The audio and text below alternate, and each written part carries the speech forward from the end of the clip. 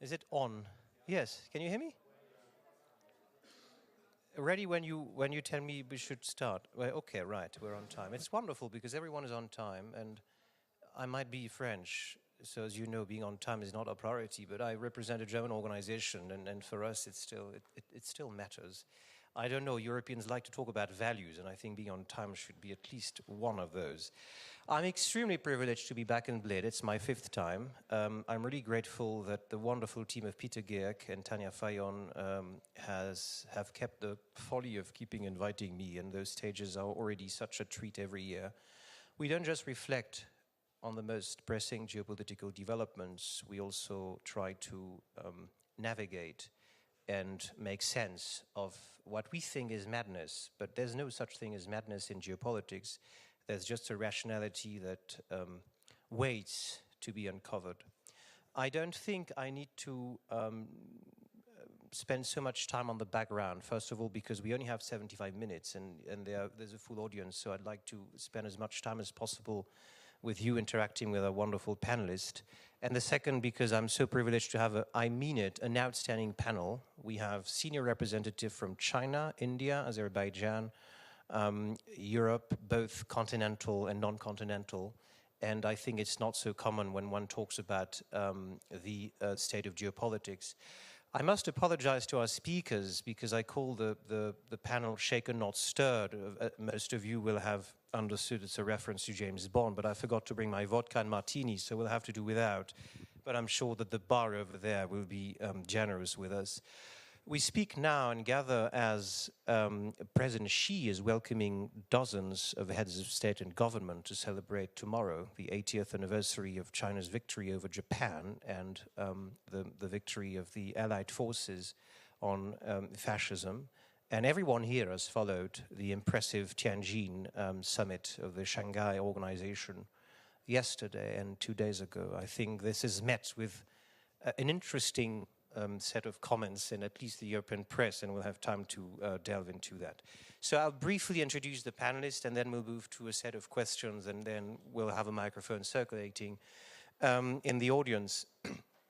We'll start with Your Excellency, Mr. Wu Hengbo, who served for 6 years until February, if I'm not mistaken, this year as Special Representative of the Chinese government for European Affairs. Before then, you served for 5 years until 2017 as the UN Under Secretary General for Economic and Social Affairs. And before then, you served as ambassador in Germany and in Manila in the Philippines. And we're really grateful to have you with us. There might be a few questions about what is going on in China, so I suggest you get prepared for that.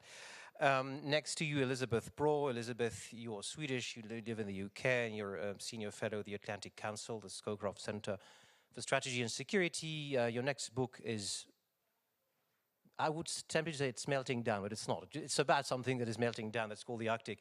But it's coming very soon, and you published a book last year on the end of globalization, Goodbye Globalization, the return of a divided world. So it's quite apropos. Next to you, the Deputy Foreign Minister of the Republic of Azerbaijan, Mr. Faris Erzayev. You've been in the position since 2020, and before that you served in the Ministry of Education, and you've moved from different offices and worked as the Vice Chief of the Secretariat of the first Vice President of the Republic of Azerbaijan, so a very rich experience at the helm of the Azeri government. Next to me, a kind of traveling companion of the Bled Forum, Sunjo Yoshi, the chairman of the Observer Research Foundation, that is no less than the most important think tank in India, and I would dare say one of the most important in Asia. If I say the most important, I lose some Asian friends here, so I'll just say one of the most important in Asia. And you also are a visiting associate at the International Institute for International Studies in London, and you've spent your career at the crossroads of energy and the environment, both in private companies and the Indian Administrative Services. And last but certainly not least, Professor Klaus Dodds, who served until July, so it's still very fresh, as Professor of Geopolitics and Executive Dean of the School for Life Sciences at Holloway College at the University of London. And your new book is, actually I thought it was upcoming, but it's already out. So Could you say in 2 words what readers can expect? Well, it'd be 3. Unfrozen, the Arctic is in trouble. 4. Right, I'll guess we'll refer to that during the discussion. So I'd like to turn to Your Excellency, Mr. Wu. As I said, President Xi has welcomed dozens of heads of state in Beijing. We have a few of them here, as you can hear. It seems like the latest summit 2 days ago was the largest summit ever hosted in the history of the Shanghai Association. And we have seen a significant rapprochement between India, China, of course, and Russia, but also many other countries. In your view, if I take the title, is President Xi gently stirring the global order or shaking it, more frankly? Well, you are very well informed because I was traveling, so just know as much as you do about the Tianjin meeting. However, I would like to share in my humble way some of my understandings. Indeed, that meeting has been the largest ever hosted in China by my president. Over 20 heads of states, more than 20 heads of states and governments attending, including the Indian Prime Minister. That meeting has been very useful and fruitful. There are declarations and also the results of the meeting.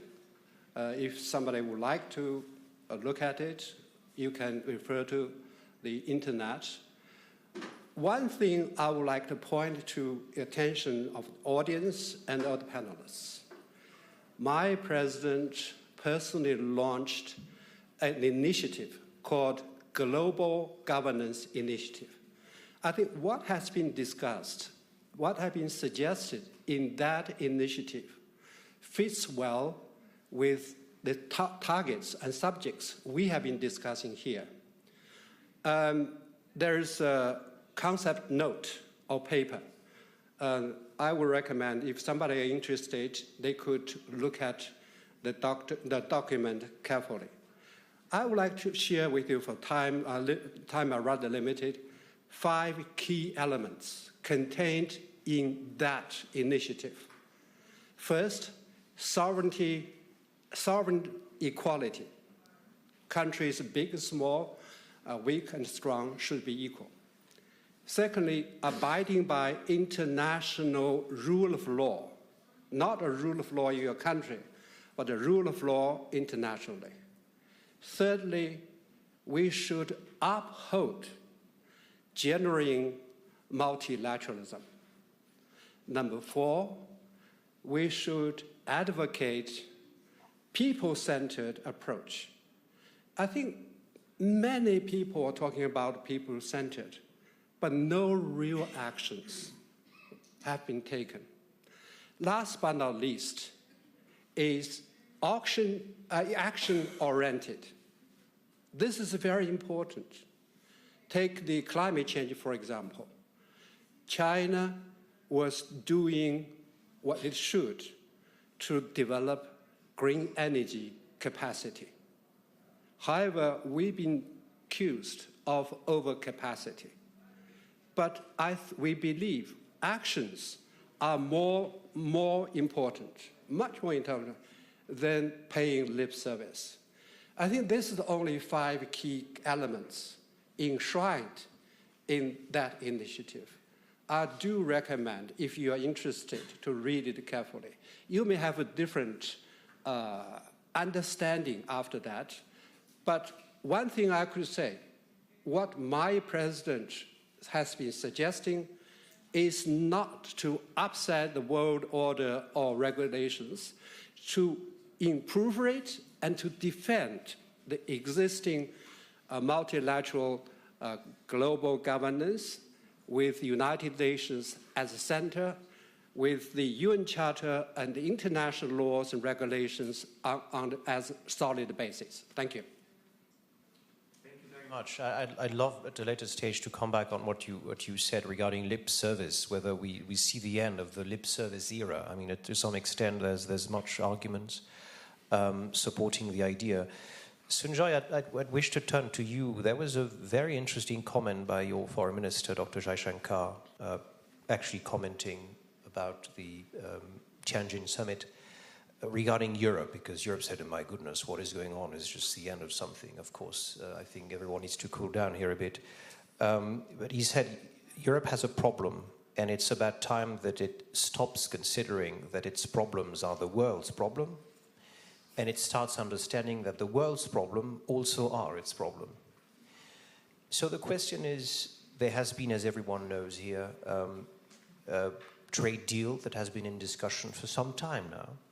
And the President of the European Commission traveled to meet Prime Minister Modi some months ago with the most sizable delegation thus far.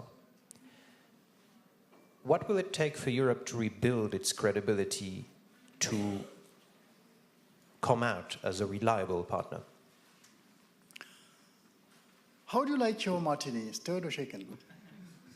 I love them shaken, to be very honest, so don't be afraid. But the really good martinis, are stirred, because that does not dilute the martini, retains the tastes, the original flavors of the mixtures, and goes far smoother. And since we're on the subject of Europe and we've just finished with Tianjin,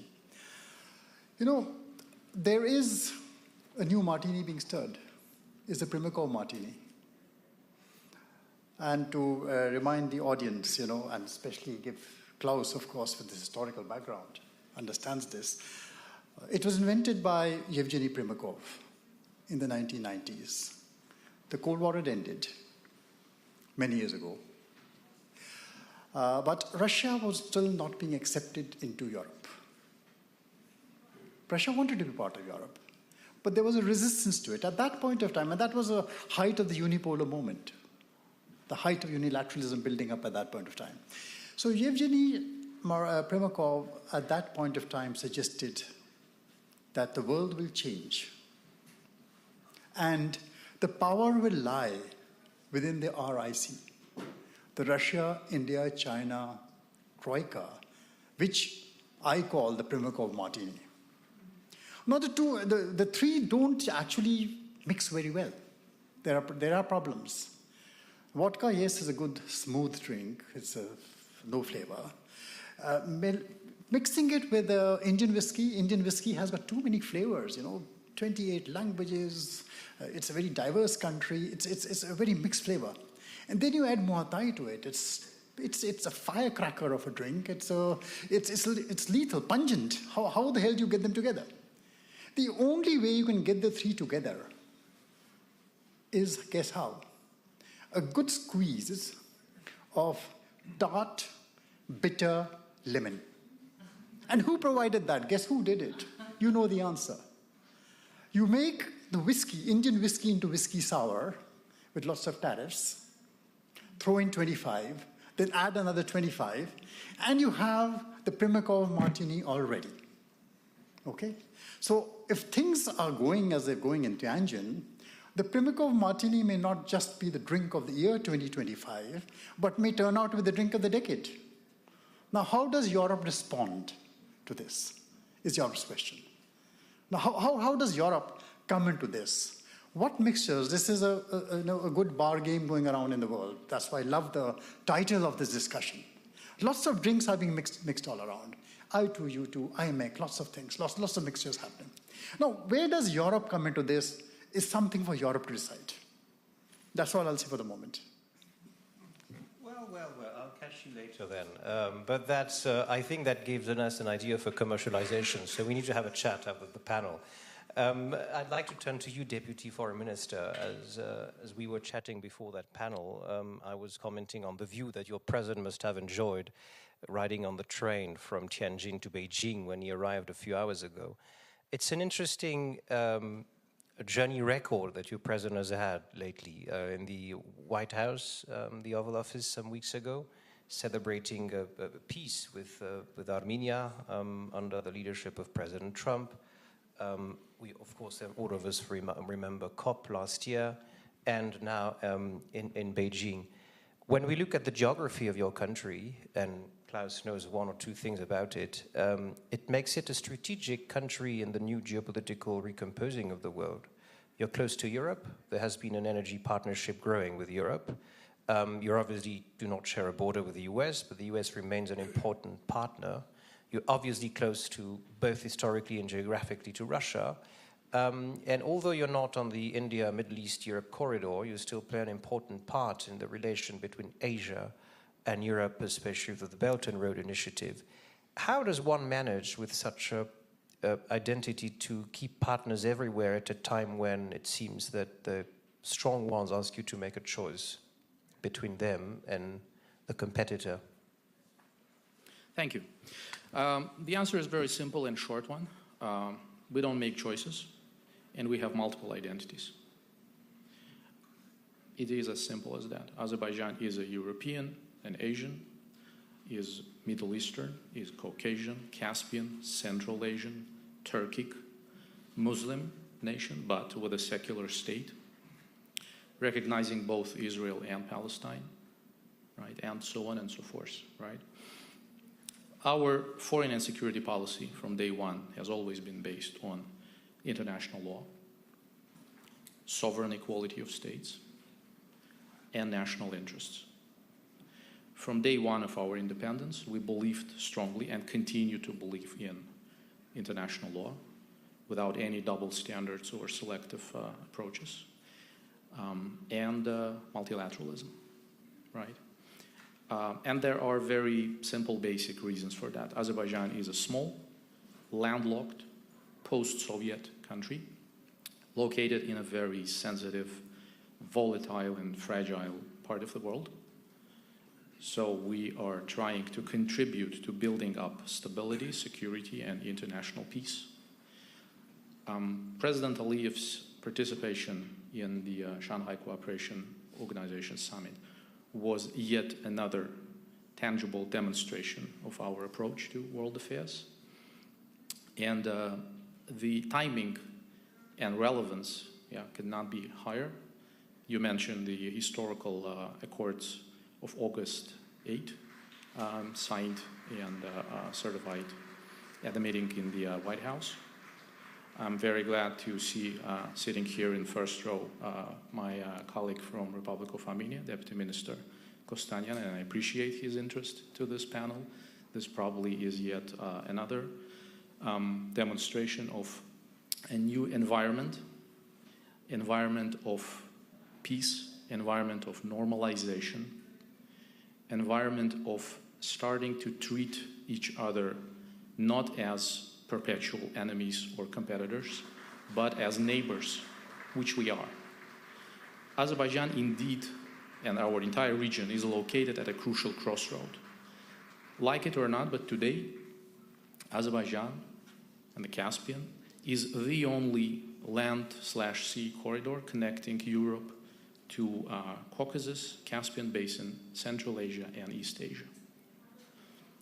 There are a million reasons for that. Sanctions, restrictive measures, embargoes, general global turbulence, which regretfully is not subsiding. In terms of numbers, we've seen since February 2022, for obvious reasons, the volume of international transit traffic crossing Azerbaijan's territory going up 90%. 90. It was good that for more than 10 years, by decision of President, we invested in strategic upgrade and expansion of our transit capacity. Otherwise, we wouldn't be able to handle it. But there is more to come.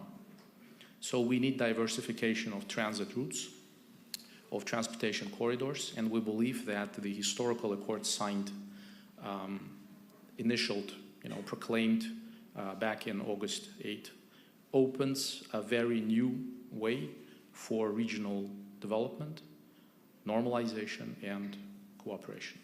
Thank you. Thank you, Minister. I want to turn to Elizabeth, but Ambassador, please comment. I just want to add one simple point. It's a true story. During the height of COVID-19, Azerbaijan was badly in need of vaccine and medicine. They turned to Russia first, Nothing happened. Then they turned to European Union. The answer is no, we haven't got enough. Then Azerbaijan turned to China. In a matter of few days, vaccine and medical medicines landed in their capital. And we think that the friends in need are really friends indeed. Just one point added to, maybe it's better for you to understand the relations between our two countries. And thank you very much for your president to visit China for the Tianjin meeting. Thank you. Thank you, Ambassador Wu. I confirm that I myself was vaccinated with Chinese vaccine, so thank you on a personal basis. Thank you. I think that, again, stresses your comment, Ambassador Wu, regarding the end of lip service. I thank you for your comment. Elizabeth, we are in the era of, to quote an Italian writer, of predators, whether one likes it or not. And we've talked a lot about whether one should go rather in the stirred option or the shaken one. But it seems that Europeans always go for the simplest option, I'd say, which means that it's the seemingly peaceful one. In other words, in an era of predators, Europeans rather feel themselves in an era of naivete, as one could say. You've advocated for quite some time now, especially looking at the successful example of Sweden, for the teaching of security in school. In other words, leading the citizens of tomorrow raise awareness that the world has changed. And it's not about seeing the others, and I quote you, Deputy Foreign Minister, as a competitor, but as a neighbor, but as it happens, that the world is made of surprises. So the question is, how can Europeans, or should they relearn the language of power? And are citizens ready for that? I don't think you need to learn the language of power, but you need to understand, you need to learn from somebody. You need to understand how your country is set up in the world. And I was just reminded, as you were speaking, of a conversation I had with a black cab driver in London, so a taxi driver in London, just after the Brexit referendum. And as I think we all know, taxi drivers always give you the undiluted truth. And this driver said, well, you know, it's a strange thing because we, the UK, voted to leave the European Union, but nobody actually knows how it works. And what the government or the EU should have done before the referendum or years ago, for decades, is run information snippets on television showing or explaining how various parts of the European Union work. But as it happened in 2016, the UK held this referendum without citizens actually knowing how the EU works and how the UK functions within it. That is not a good state of affairs, and it's true for so many other things, because we stop learning essentially when we leave formal education. We may educate ourselves by watching the news, reading the news, but there is no guarantee that everybody will do that and that the news will provide you with a complete understanding of whatever the issue at hand is. And no issue can be more important than the security of our countries. And if we are going to change the way we look at security, if we're going to spend more on defense, if we're going to strengthen various alliances, if we're going to risk going to war against the country, then our citizens should know how we are set up in the world, what the world looks like, what the threats look like, what the government is able to do, and what the rest of us will have to do if on a daily basis, but also if the situation continues to deteriorate. So, for example, if power were to go down here in Bled at this moment, well, by the way, who would know what to do if power and the internet went down? We still have martini, so I guess. Well, you wouldn't have any ice with them because obviously the refrigerator wouldn't work, the freezer wouldn't be working anymore. So not a single person apparently would know what to do. So I think we need education not just for school children, but also for those of us above the age of 18, but especially for school children. And it's not to teach any kind of belligerence, it's to teach to provide knowledge about how our respective countries are set up in the world, what the threats are, what they can look like if they materialize, if they turn into real danger, real aggression against our countries. And by the way, that matters a lot because climate change is worsening, is growing, and that will cause threats of a different kind to which we need our societies to respond, not just the governments, certainly not just the armed forces, but everybody. Thank you very much, and thank you for mentioning climate change, because this is something that almost everyone on that panel has worked on, and I'd very much like to also address that dimension. Klaus, Elizabeth just mentioned the ice quickly melting down, so I cannot refrain from asking you about the Arctic. The Arctic has become geopolitically increasingly relevant over the past decade, giving even some precedent the idea of territorial expansion, let's put it that way, looking at Europe. There seems that there has been a kind of conflict spillover when it comes to the Arctic that looked for some time, as the kind of neutral territory where that could be spared any sort of conflict. So does that mean that Europe somehow, thanks to the Arctic melting down, is condemned to remain in the game? Because geographically, and you're a geographer, Europe, is an Arctic power de facto. That would be my first question. And the second, which will offer me a transition to go back to Sanjoy, the Indo-Chinese border, but perhaps the melting Arctic first.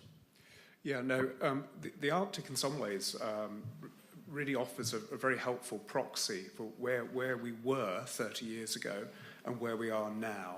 So in the 1990s, there was considerable optimism. A lot of this actually is due to the kind of vision that Mikhail Gorbachev sketched out in 1987 for the Arctic as a sort of region of peace. And the Arctic states and a couple of European Union member states are indeed Arctic states. Denmark, of course, through the Kingdom of Denmark, Sweden, Finland, and you also have associate members like Norway and Iceland, worked really hard to build collaborative circumpolar architectures to try and actually engender better understanding, shared values, collaboration where was possible. Well, that started to go wrong, really, in about 2007-8 onwards. The warning signs were there when the Russian flag was gently deposited at the bottom of the Central Arctic Ocean. 6-7 years later, two important things happen. One is that Russia annexes Crimea, and the Arctic states face a dilemma.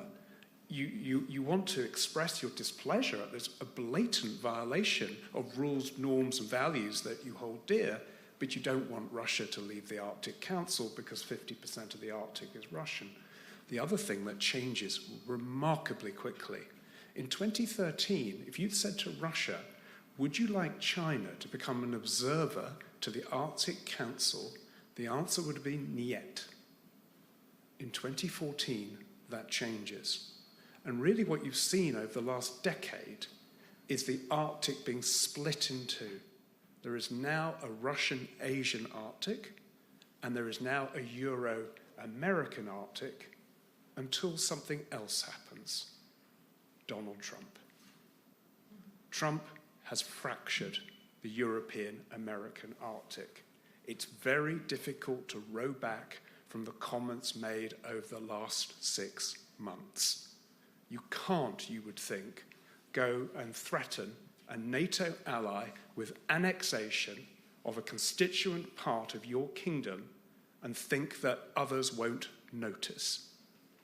So now we face the unsavory prospects of 3 Arctics. A North American Arctic that Trump thinks should include Canada and Greenland, a European Arctic, a somewhat diminished one, and one that is the one you really should watch, is the Russian, Asian, Middle Eastern Arctic. And like most things in geopolitics, if you don't follow territorial borders, follow the money, because that will often give you clues. So look out for the growing role Saudi Arabia, United Arab Emirates in the Russian-Asian Arctic.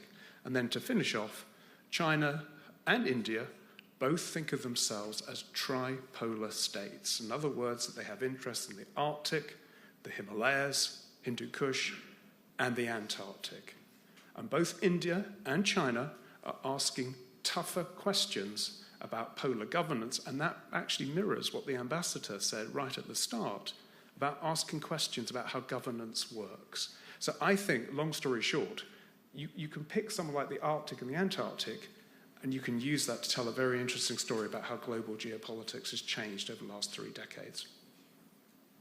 Thank you very much for that. I mean, if I look at it in a realistic, so somehow pessimistic way, I'd say that it's just taken the globe and reduced it, but re-implementing the geopolitical divisions in a smaller piece of land.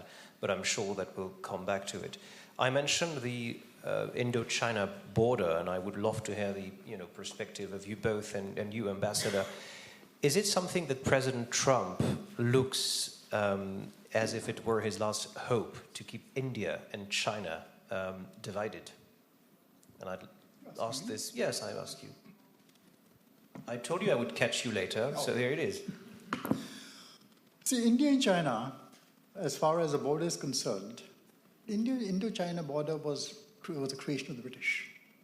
Lines drawn on the map, just like the India-Pakistan border. And India and China have had a long history.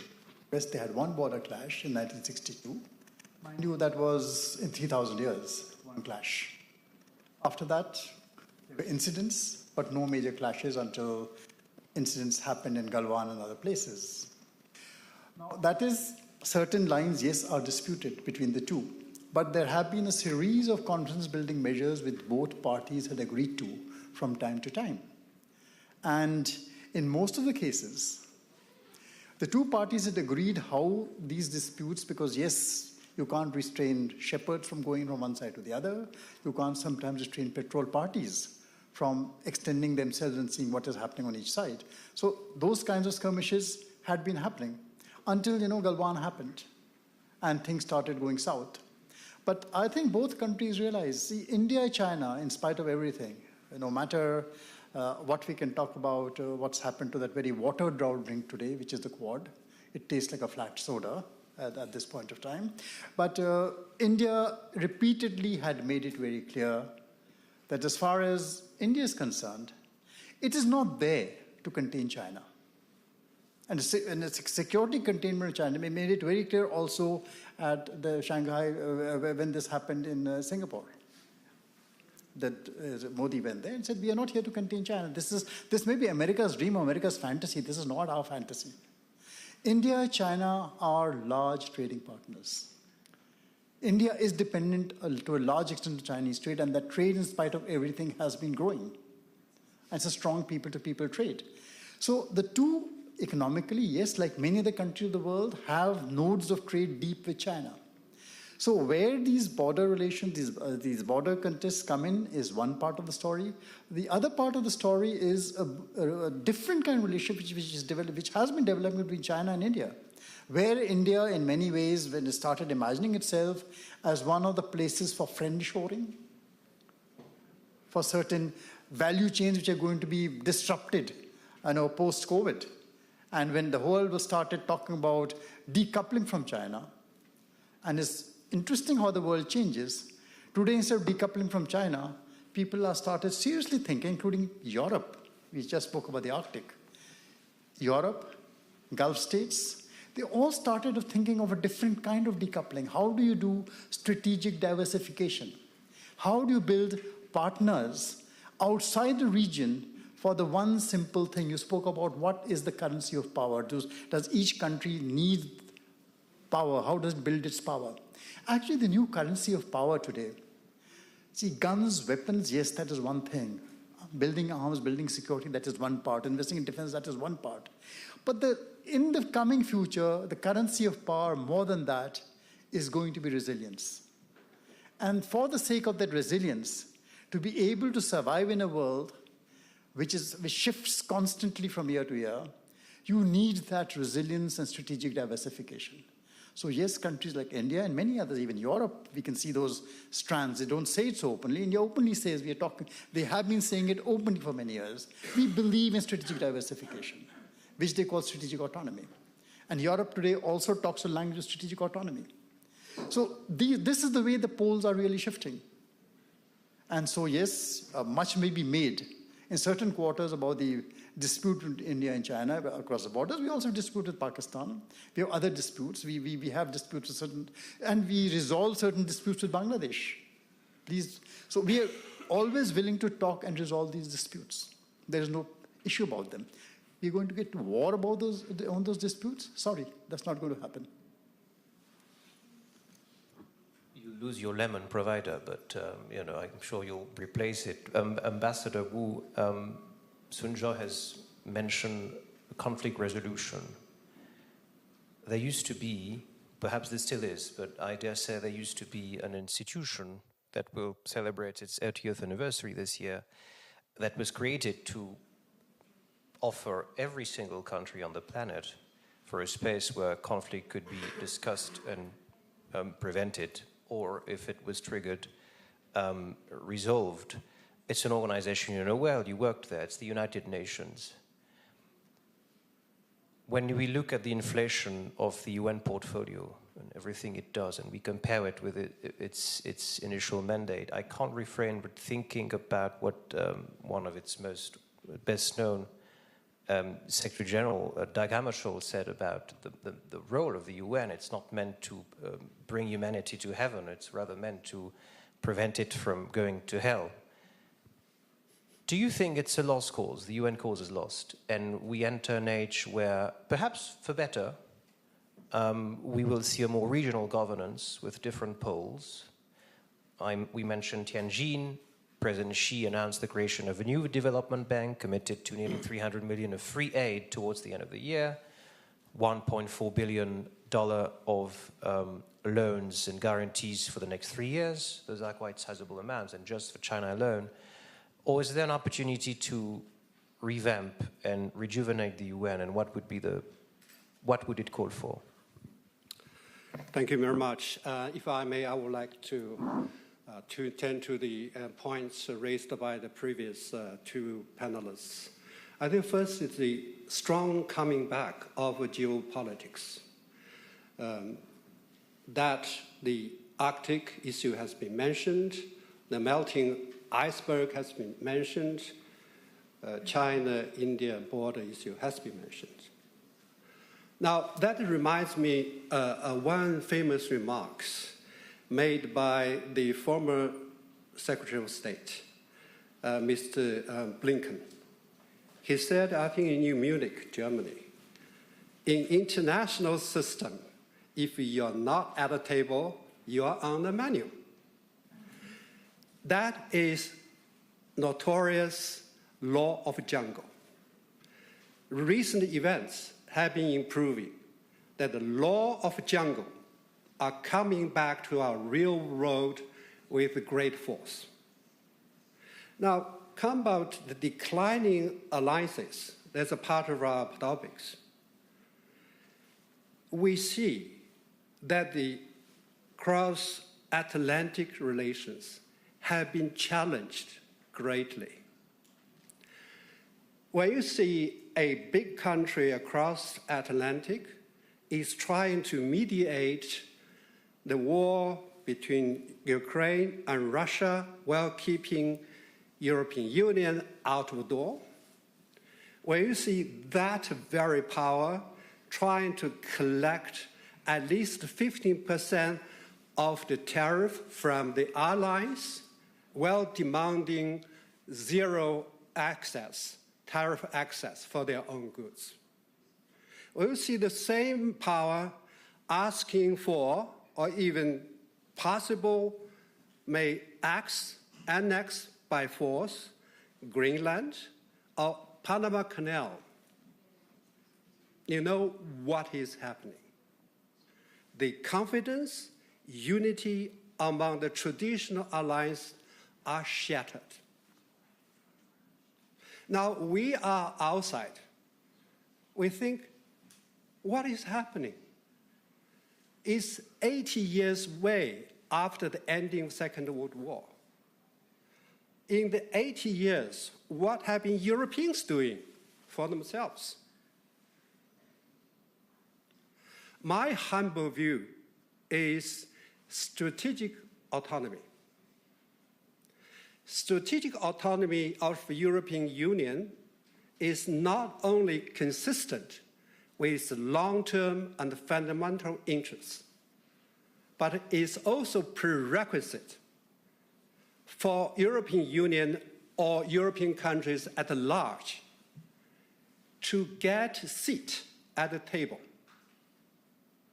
to compromise, to surrender itself to superior pressure, lead you nowhere. So without the strategic autonomy, your seat at the table will not be decided by you, by somebody else. So my strong urge is European countries, European Union in particular, should be master of their own fates. Now, talking about geopolitics, I think all the wonderful efforts has been ruined.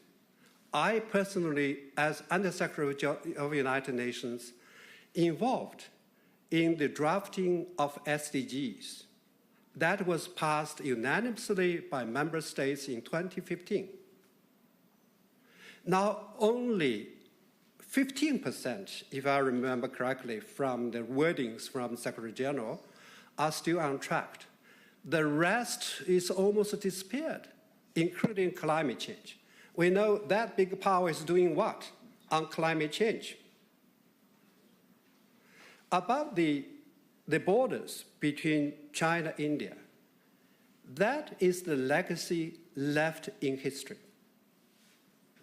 To be more specific, by the British colonialists. We both recognize this is an issue between our two great powers, India and China. Although sometimes the border situation is up and down, but both our countries consider this is a matter between our two countries. Outside interference will be forbidden. To try to use that as leverage, either to make use of India or China, would be daydream. I think our India colleagues sitting here and me have the same confidence. Sooner or later, we'll have this problem solved. Thank you.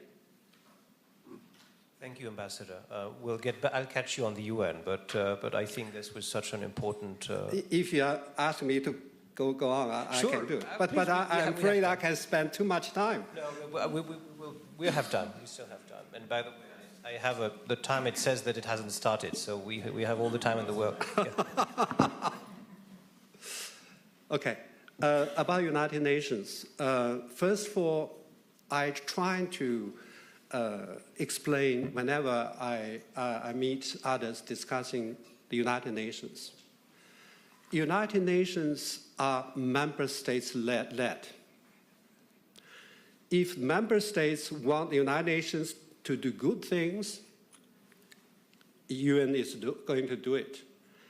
If the UN membership say, well, that is not your power, the UN will be paralyzed.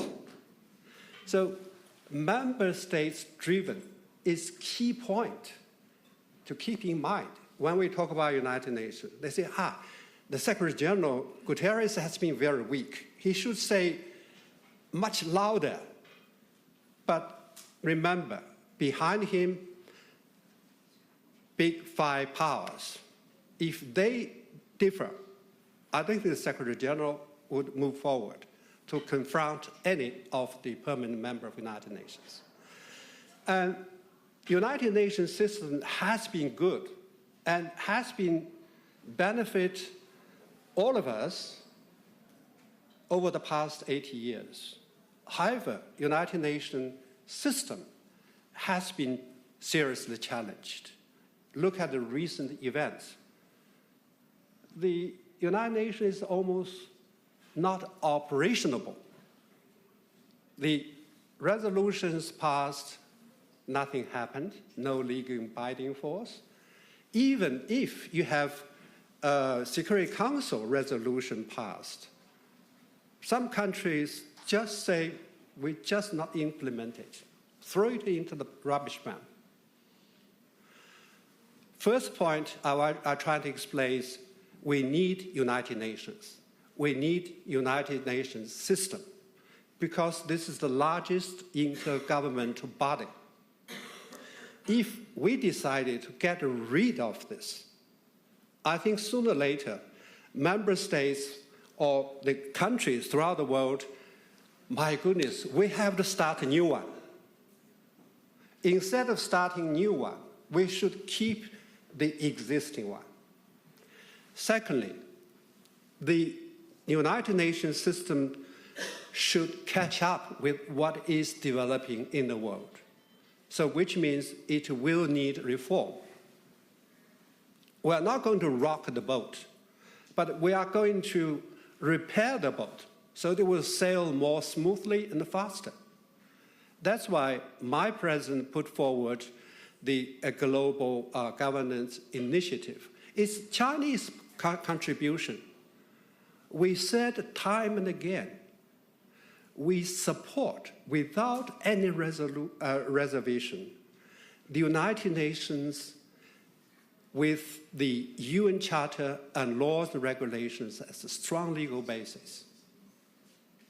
What we're going to do is improve it, not throw it out like unwanted baby. Thank you. Well, thank you so much, Ambassador. It's not common these days to hear a kind of love appeal to the UN, and hearing your leadership that we need to fight to keep it afloat and improve it, all of us, all member states, so that the ship keeps sailing more smoothly, using your words. There's something you mentioned, and I'd like to, I was about to turn to you, but please, thank you. Since you mentioned ship sailing, so the United Nations system has its problems, but there are, I think, opportunities that are materializing now for new alliances, or at least not new alliances, new cooperation, new collaboration, and specifically in the maritime domain, which really has to work, or otherwise our economies will not be able to function properly. And as we have seen, for example, well, most prominently in the Red Sea, a coalition of the willing trying to stop the attacks that hasn't worked. And we have also seen in the past, when there was a major problem affecting global shipping, namely piracy, the world's nations came together to defeat piracy. And I think there's an opportunity for such collaboration again, because it's not ideological, it's just in protection of global shipping. Nobody can be against the protection of global shipping. And there's one country in particular that has a lot of seafarers, more than any other nation except the Philippines, on global ships, and that also has a growing navy, and that also has an ambitious foreign policy, namely India, that I think could be playing. There is a niche for India, not a niche. There is a significant space for India to play a more significant, a more active role in maintaining the global maritime order, and that is an opportunity again for countries that may agree on little else to team up, including India, not just India, but I think there's an opportunity for India to play a leading role. And by the way, I think we all saw the incredible intervention by the Indian Navy to liberate a ship taken hostage by pirates just a few weeks ago. Seafarers from lots of countries were on that ship that had been taken hostage, and they were all rescued. Well, thank you very much. And I think the maritime pillar is one of the three pillars of the Indo-India, Middle East, Europe corridor I was mentioning. So it's indeed a space for perhaps even greater cooperation between Europe and India. Minister, there's something that the ambassador... Sorry to bring up the maritime domain when you're a landlocked country, but... we have fleet, believe it or not, and it proudly waves Azerbaijani flag in the world ocean, but not exactly in that part of the world. There is one aspect that the ambassador mentioned, it's climate, and your country was presided over COP last year. The ambassador mentioned that with a failing US leadership on climate, it makes global effort to fight the acceleration of climate change more difficult. How do you approach this at a moment when your country, which is still exporting oil, but is investing a lot in clean tech and clean solution? Thank you. A couple of facts which would help all of us understand better Azerbaijan's keen interest and approach to contributing to fight against the climate change. Azerbaijan is indeed a landlocked country. I keep saying that a lot. We are located on shore of a Caspian Sea, which technically is a lake. It's the biggest, the greatest lake on this planet. But do you know that in past 20 years, the sea level of the Caspian dropped down 2 meters? 1.5 meters just in past 5 years.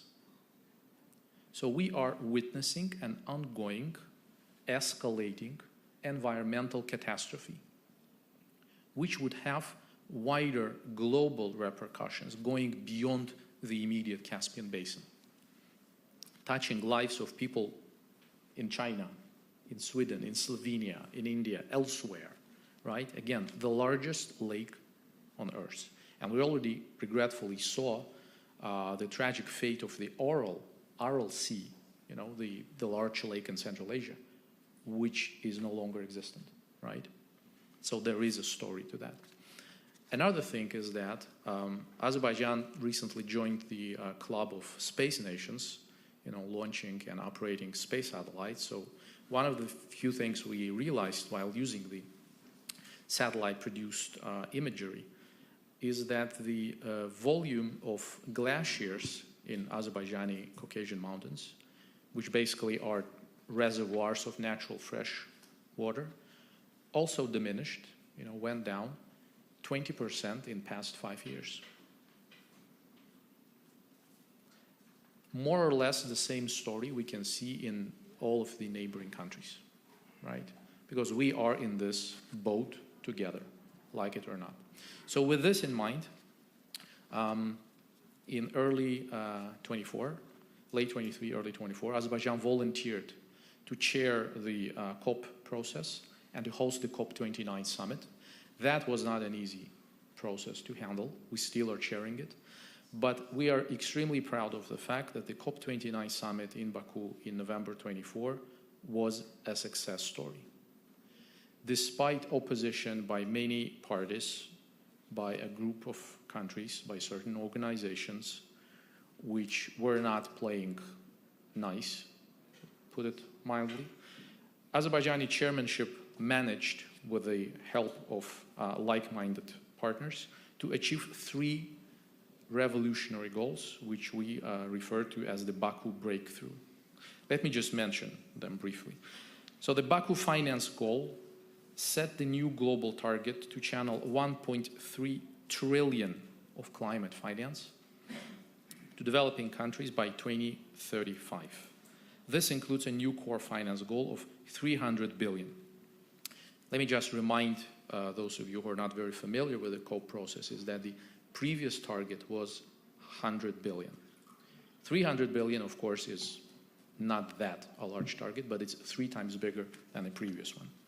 Second, COP29 presidency succeeded in getting the Fund for Loss and Damage up and running and ready to distribute money already this year. Last but not least, COP29 ended the decade-long wait for conclusion of notorious Article 6 negotiations, which are dedicated to high-integrity carbon markets under the UN, right? As I mentioned, we still are chairing the COP29 process. We still have time until our chairmanship will end with a transfer of powers to our dear friends and colleagues in Brazil.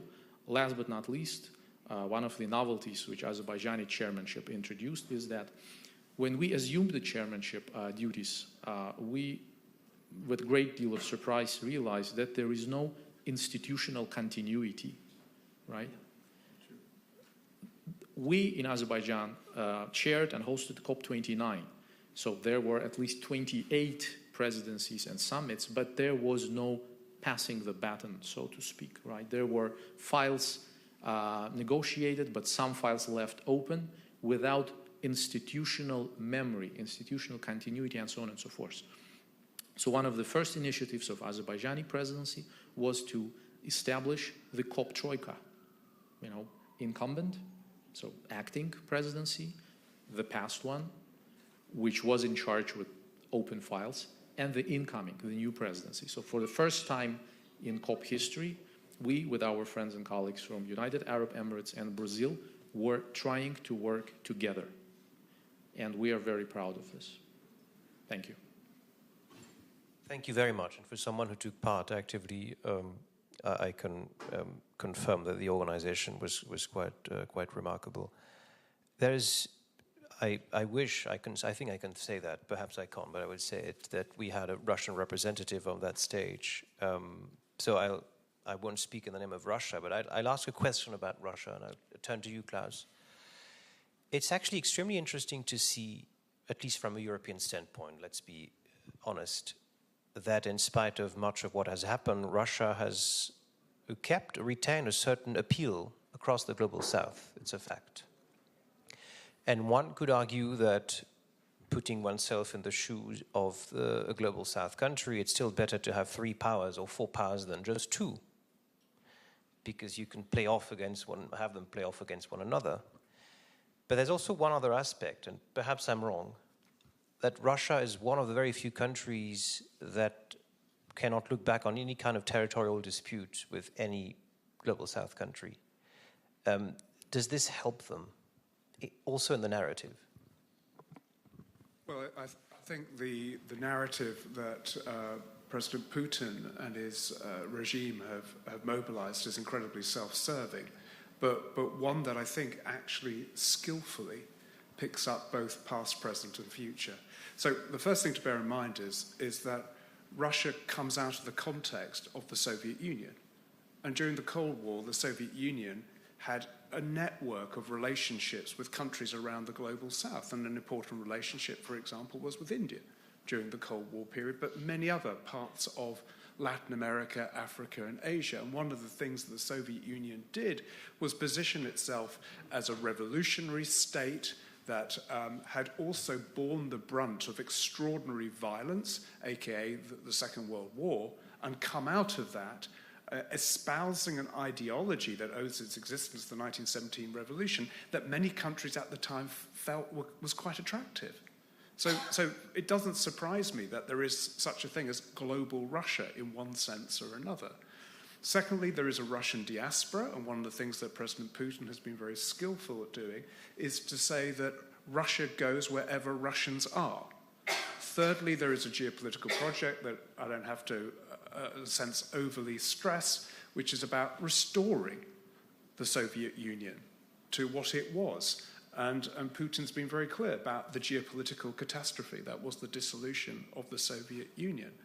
I think the other thing to bear in mind is just think about where Russian oil goes, where it gets refined, where it gets consumed. There are lots of different ways that Russia makes itself felt on the global stage. And some of that we may not care for within Europe, for example.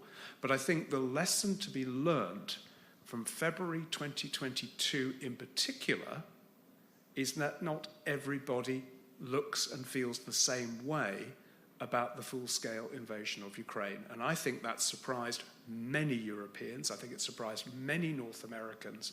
And that is partly the clue that a lot of what we're talking about here, which is a kind of a fracturing, but also a great opportunity for a country in particular like China that has always seen itself as a civilizational power to step into a vacuum that appears to be emerging. The final thing I would just remind you about is the Bled Forum, I think, has its 20th anniversary this year, if memory serves. Well, in 2005, the international lawyer Philippe Sands published a book called Lawless World. And the focus of that book was not Russia, it was not China, it was the United States and its allies fighting the war on terror. And one of the things I think as Europeans, and I'll include myself in this if you don't mind, is we are so terribly quick to forget both recent and not so recent history. And I speak to you as a country that is and remains, in some sense or another, an imperial power. You only have to look at the 14 overseas territories we still hold to this day. Others understand that. So I think one of the things that Europeans have been remarkably poor at is understanding how the rest of the world regards them. And so a lot of what I think is going on is Russia, China, India, and the United States, in a very quixotic sort of way, actually reimagining the world as one that is both multipolar on the one hand, picking and choosing the bits of global governance it cares for, but also being very clear that they have specific spheres of influence. And one of the things we as Europeans are learning is that we're not an ally to the United States. We are expected to be a vassal. We are expected to do as we are told. And that was the message to Denmark. We need to prepare ourselves for this. And by the way, 25 years ago, we still would have talked about normative Europe. We'd had this great confidence that the EU was going to be a civilizational power. I think yesterday afternoon, there was some really sensible commentary around the geopolitical naivety being over. We are being put in our place. Thank you very much. Perhaps I'm sure there will be comments on that, so please. Sorry, I'm trying to provoke the panel members. Thank you, and then we'll open up to the floor. And also, a quick comment. You may have a longer comment, Ambassador. But one thing that I've learned in many years of this work, but also of being a human being, is that we experience any situation differently. So you and I will, after we walk out here, you will have one view on how the panel went and what was said, and I will have a different view, even though it was the same panel. And I remember before my husband and I got married, which was many years ago, you have to have these conversations with the priest. So we had the conversations with the priest, and he said something that I've never forgotten. He said, my wife and I have been married for 37 and a half years, but in reality that's 75 years, because I've experienced these 37 and a half years my way, and she has experienced them a completely different way. And the same thing is true for countries. Thank you.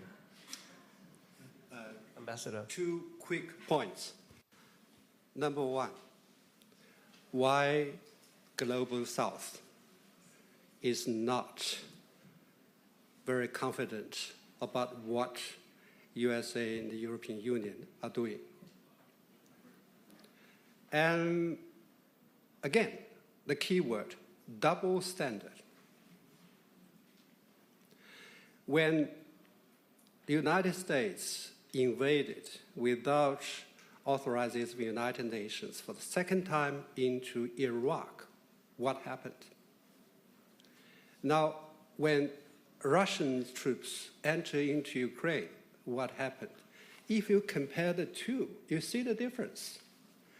Many Global South people say, hey, better stay away with those folks. Maybe one day they will apply the same double standards on you. That's key point for consideration. Second, about the Global South. Maybe Russia has been inheriting the former Soviet Union, the legacies, for being nicely with the developing countries. But what I would like to say, European Union and Europe as large should re-look at the world map. The Global South, its total GDP volume surpassed that of developed countries in 2023. Now it's almost count half of the world GDP. And the BRIC countries have contributed more than 50% of the world economic growth. They are not the old poor folks. I urge the European leaders and the politicians and all the people to have a fresh mind and look at these emerging countries, to discard all the old ideas about these poor neighbors or nephews and nieces. You could start general cooperation with them. That also will counterset some high pressure from one superpower. I think there's a way out. In addition to that, I would refer to existing partnership. That is not a new one. China, European Union. I think this is a very interesting topic. We have been with each other after established diplomatic relations good 50 years. In 2003, we make official announcement that China and European Union are comprehensive strategic partners. And we have been doing very well. Nowadays, the two-way trade per day is $1 billion, $2 billion. Huge. However, recently we find the situation is not that good, because on top of the comprehensive strategic partnership, European Union has put restrictions. China is cooperator, is competitor, and systemic rival. It's really confusing. If I'm sitting here, I'm your friend, I'm a collaborator, at the same time, I'm your enemy. How would you differentiate me? One German friend told me, that is not China policy. It's a basket of confusing and contradicting views. So we see that as really stumbling block in our further development, which is very important under today's circumstances, both China and the European Union. To blame China for what the European Union the problem the European Union have in developing its own economy won't lead us anywhere. To treat China as systemic rival would not solve Europeans' problems. So we consider, we have been very consistent. European Union is China's comprehensive strategic partner. We never change our position. We do hope the European Union will fresh look at their position. Thank you. Thank you, Ambassador. I think there's been a lot about the concept of perceptions in this new geopolitical cocktail. Sometimes you think it's bitter and it's sweet. Sometimes you think it's sweet and it's bitter. So best thing is to taste. We have 10 minutes, I guess, in spite of what this tells me we have 1 hour and 15 minutes. I'd like to have a microphone circulate. 5 minutes, and I need to finish on time, it says, otherwise they'll chop my head off. So please, sir, if there's no microphone, then I'll just listen to you and repeat the question. Good, yeah. Everyone can hear me, I guess. My name is I'm from the Swiss Ministry of Foreign Affairs, and I wanted to address the question to His Excellency, Mr. Wu, because you mentioned the Global Governance Initiative of your President. Thank you so much. And you mentioned also the principles, and I also briefly looked it up on the internet. So I also agree, in these days we need new initiatives, and I think there are 4 now by your president, on global governance, global security, development, and civilization. Short question. I'm so sorry to press you, but we only have 5 minutes. We have a little time. So you talked about the first principle being sovereign equality of nations,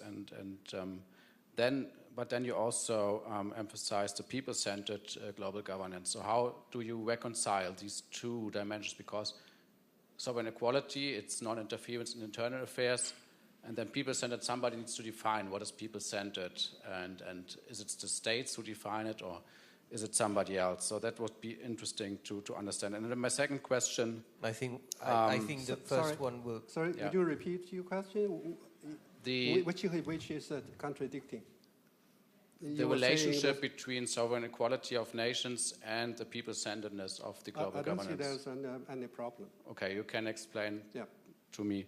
And then the question would be also on the initiative and how it relates to ending the war in Ukraine, because you also talked about the relationship to the EU, and I believe for Europe the crucial issue is to somehow end the war in a way that is aligned with the UN Charter. Question, please, sir. We really have 2 minutes. What's your question? What role do you play in this? Just put the question mark. Yeah. What role is China playing in this? Thank you. Thank you very much. Okay. It's the question you didn't want to have at the end of the panel. I think I've already answered that, because sovereignty, the equality of sovereignty, does not adversely affect the people-centered approach. That's why China has pulled out 400 million people from poverty in 40 years. And with 10 years, we tackled the very last, most difficult 100 million. The question is about how to end the Russian-Ukraine war. That is a question everybody wants to know. Even the United States President Donald Trump is trying to lead the way. Some others are reluctant to follow. And the question is, we find some difficulties. China is the first country to say there should be a negotiated settlement of the conflict. We have never changed that. As a special representative of Chinese government on the European affairs, I traveled everywhere and explained our policies. The response has been very, very negative. You are very soft on Russia, and you're trying to surrender, or you stand by the side of Russians. So we are being criticized for pushing forward the peaceful settlement through diplomatic channel. When Donald Trump said that, hey, we should sit down, have discussions, negotiate a resolution, our European friends, hey, it's a good idea. So we could follow them. The question is, how much land Ukraine should keep? So their focus changed. They also forgot. They are very quick to forget. They were accusing China for the same thing. So having said all that, China will do whatever we can to help the international community to end the war, end the bloodshed as early as possible. However, one thing we should keep in mind, China is not a party to the conflict. We are far away. So to blame China for delay of finding solutions to the question is totally wrong. Thank you. Thank you very much, Ambassador. I think you stressed once again the need to work on perceptions, double standards, and consistency of messaging and deeds and actions. I would wish to protract that conversation, but we're running out of time, and I'd like to keep my head and be invited back again next year. So on that, I would ask everyone to really give a big hand to our wonderful panelists.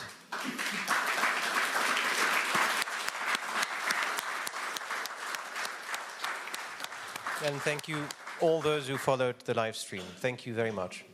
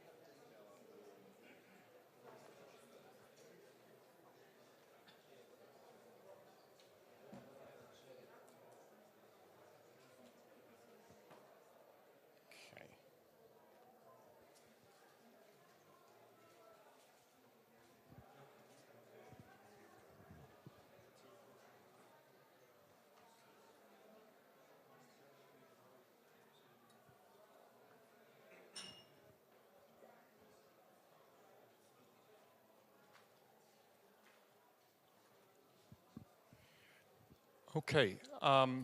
Good afternoon. Thank you very much for coming to this last. There are 3 parallel sessions, but nevertheless, this is the last session of this year's Bled Strategic Forum. My name is Jarni Pikalem from University of Ljubljana, and I'll be moderating this session. I'll be short in introduction because I want my guests to speak as much as possible. They bring such a shared experience into and knowledge into the world of international and global relations that it is obviously impossible for me to add anything to that. This panel is about same friends but a different game. This panel is about EU's new reality. It's about how EU, that is usually recognized as an economic powerhouse, as something, as a force for good. Let's put it this way. How the EU is seen from the outside. This is the idea of this panel. Why EU is a reluctant global power. Does it have the power but lacks influence? Or is it vice versa? What is happening? Why are we not using the power or influence that we have? So the idea of this panel is that we discuss EU's role from a reluctant power, as I already said, to a responsible and proactive actor in the global relations. And this is not a debate between Europeans. That's why the organizers have asked people from outside of the European Union with a reason, so that they would tell us how they see these new partnerships, how they see the new global role of the European Union, and what can be done in this respect. I have an amazing panel of very distinguished guests. I'll start at my right, if you don't mind. Sir David Lidington. What should I say? Almost 40 years in the Parliament? No, almost. 30 plus. It was just short of 30. Just short of 30. Okay. So, someone who has spent a long time in British and European politics. Someone who was a deputy prime minister in Theresa May's government, who was the longest serving minister for Europe, if that still holds the title. So welcome to this very panel. Second, we have Vahan Kostanyan. Hope I'm pronouncing. Yeah. So you are Armenian deputy minister. Younger when he's in parliament. Oh, I would say, and you also bring your share of experience because you have worked in parliament, you have worked at the ministry, you have worked, I would say, in several of the very important recent projects in Armenia. So welcome to this panel. Then to my left, hope I'm pronouncing this right, Hae-Eun Kim from Washington, D.C. You're chairing a very well-known Asia-Pacific think tank. So you're an expert on the Asian relations, Asia-Pacific relations. But in your CV, it also says that you have had positions in the Ministry of Foreign Affairs, Office of the President of the Republic of Korea, and so on. So welcome again to this class. And last but never least, Ambassador Philip Ricker. Ambassador, if you want to have someone in the State Department that knows about this part of the world, you ask Ambassador Rico. He's one of the longest serving diplomats, with being ambassador to North Macedonia, holding various positions in the State Department, including the last one, Charge, in the United Kingdom. Is that? And now you're with the. Is it a think tank, or how would you define it? An advisory firm, a An consulting advisory firm. So it's an advisory firm. Welcome, welcome as well to this panel. So, David, may I start with you? Given, I would say, UK's post-Brexit situation, and then Ukraine, and everything that's happened in between. What would you say, how can EU and Britain, how can they join efforts, not to duplicate them, not to make them, or to make them divisive, but how can EU and UK basically work together on the new geography, if I may use, maybe geography is not, on the new structures in the world? Yeah, I think my view is that we've started to move in the right direction. I think that British public opinion has changed, for one thing. For about 2 years plus now, roughly 60% of British voters, when asked by opinion polls, say they think with hindsight that Brexit was a mistake or has done harm. That's not the same thing as saying we want to go back in and campaign for that tomorrow. Europe is very, very low in the list of political priorities when people are asked what the key issues are for them. But there's not the hang-up. So I would say, if anything, I think Keir Starmer is being a bit too cautious in how he approaches this.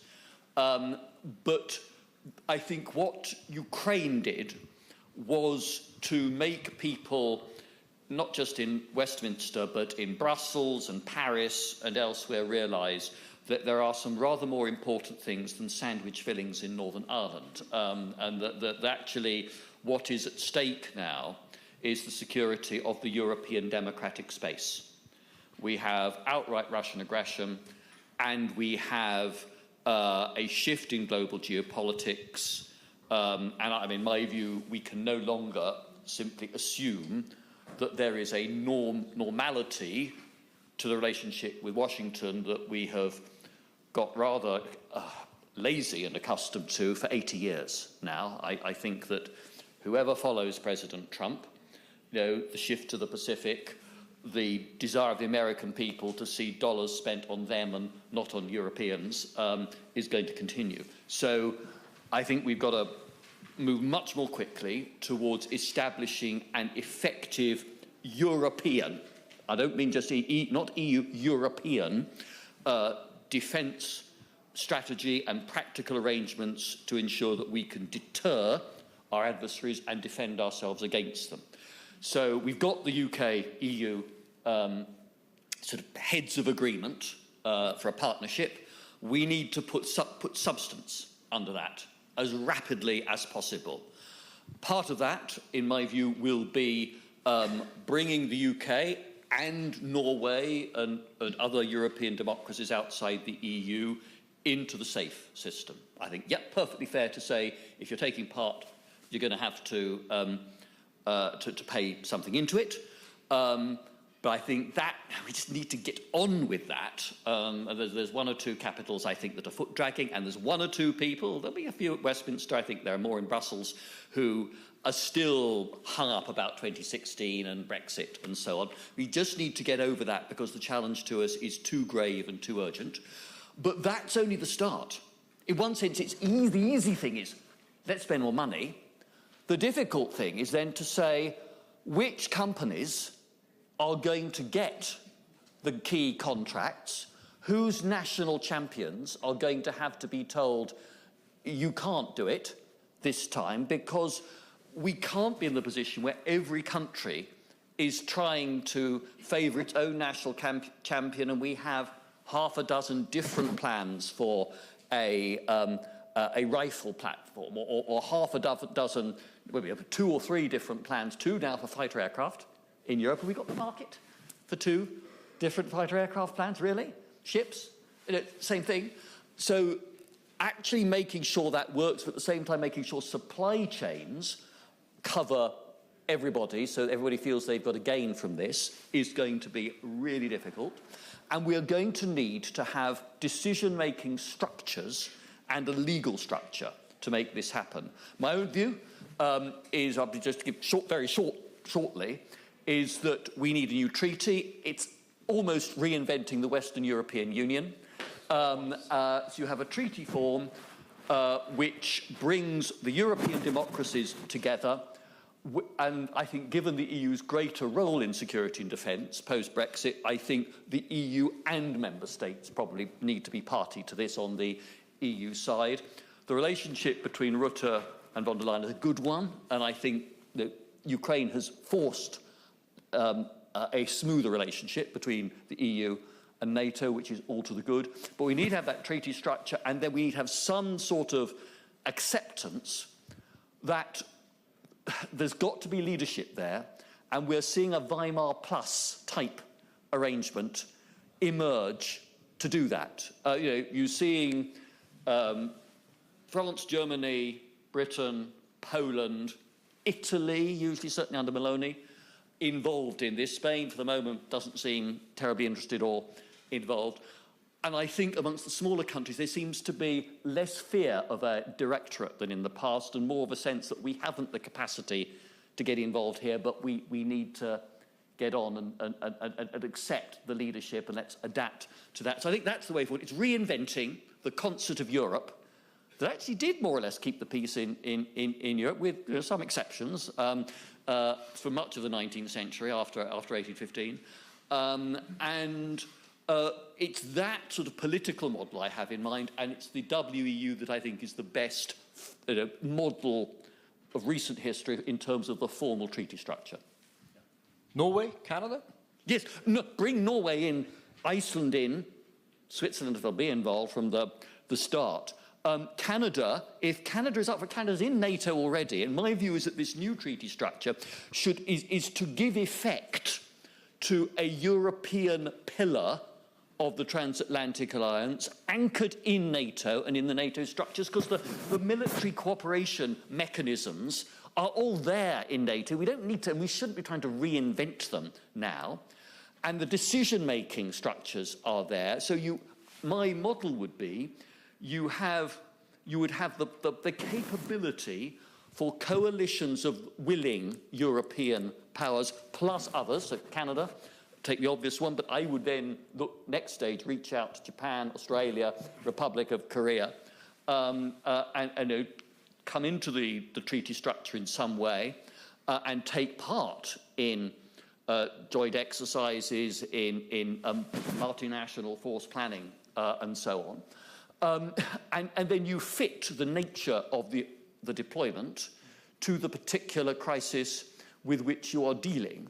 But until then, until we get that sorted, we are in the position where Europe de facto remains dependent upon the United States and the leadership of the United States, which European leaders and voters find increasingly frustrating, but where we have no option at the moment. So we need to take responsibility for our own future as a continent, and to get on with it. I say anchored in NATO, but I think bringing the EU in as a party to such a treaty is a way of taking the trick. I've sat on enough Council of Ministers meetings in Brussels to know that you don't go to the Foreign Affairs Council of the EU for a quick decision or a confidential argument in private about a key security matter. That's the very last place I want to go and discuss this. I remember a 2-hour wrangle at one meeting about whether we could call Ukraine a European country. and we finished up deadlocked. That was 2013.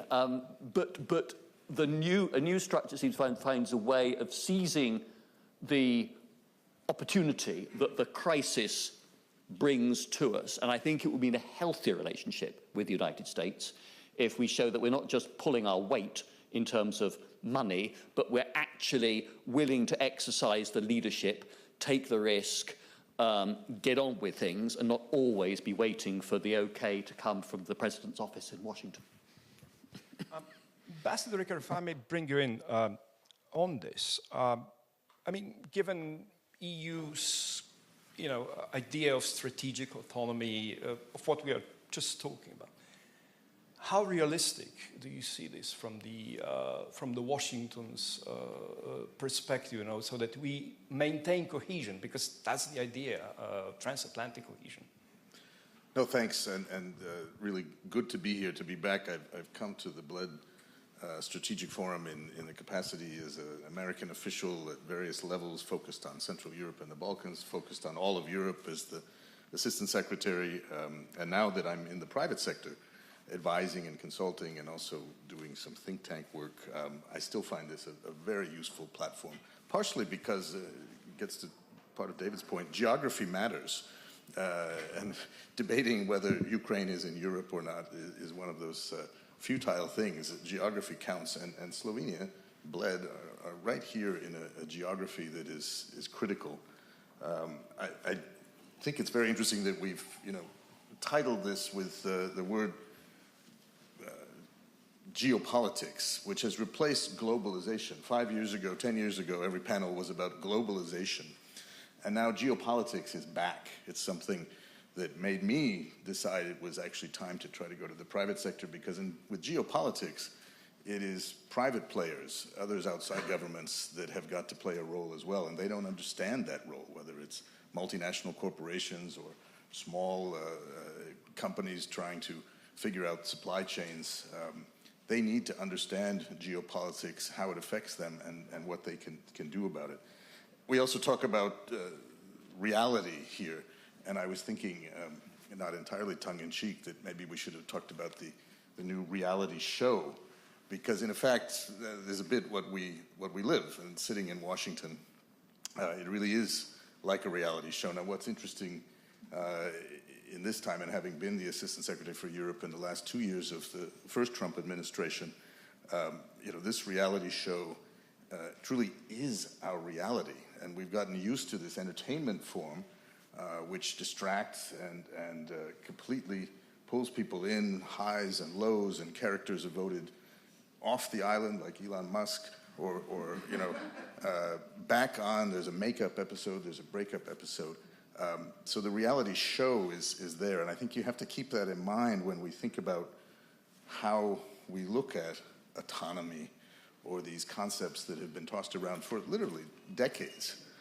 I think Washington would welcome, in fact, I'm very confident that Washington and the Trump administration would welcome a more geopolitical EU, European Union, one that takes greater responsibility for challenges, particularly in its own neighborhood. And we've certainly talked about them here, including with the opening panel and prime ministers, and about enlargement, which remains, in my view, tragically unfinished. I began my career in Central Europe and in the Balkans. We thought we would have these things resolved after Dayton more than 30 years ago, after the Kosovo War.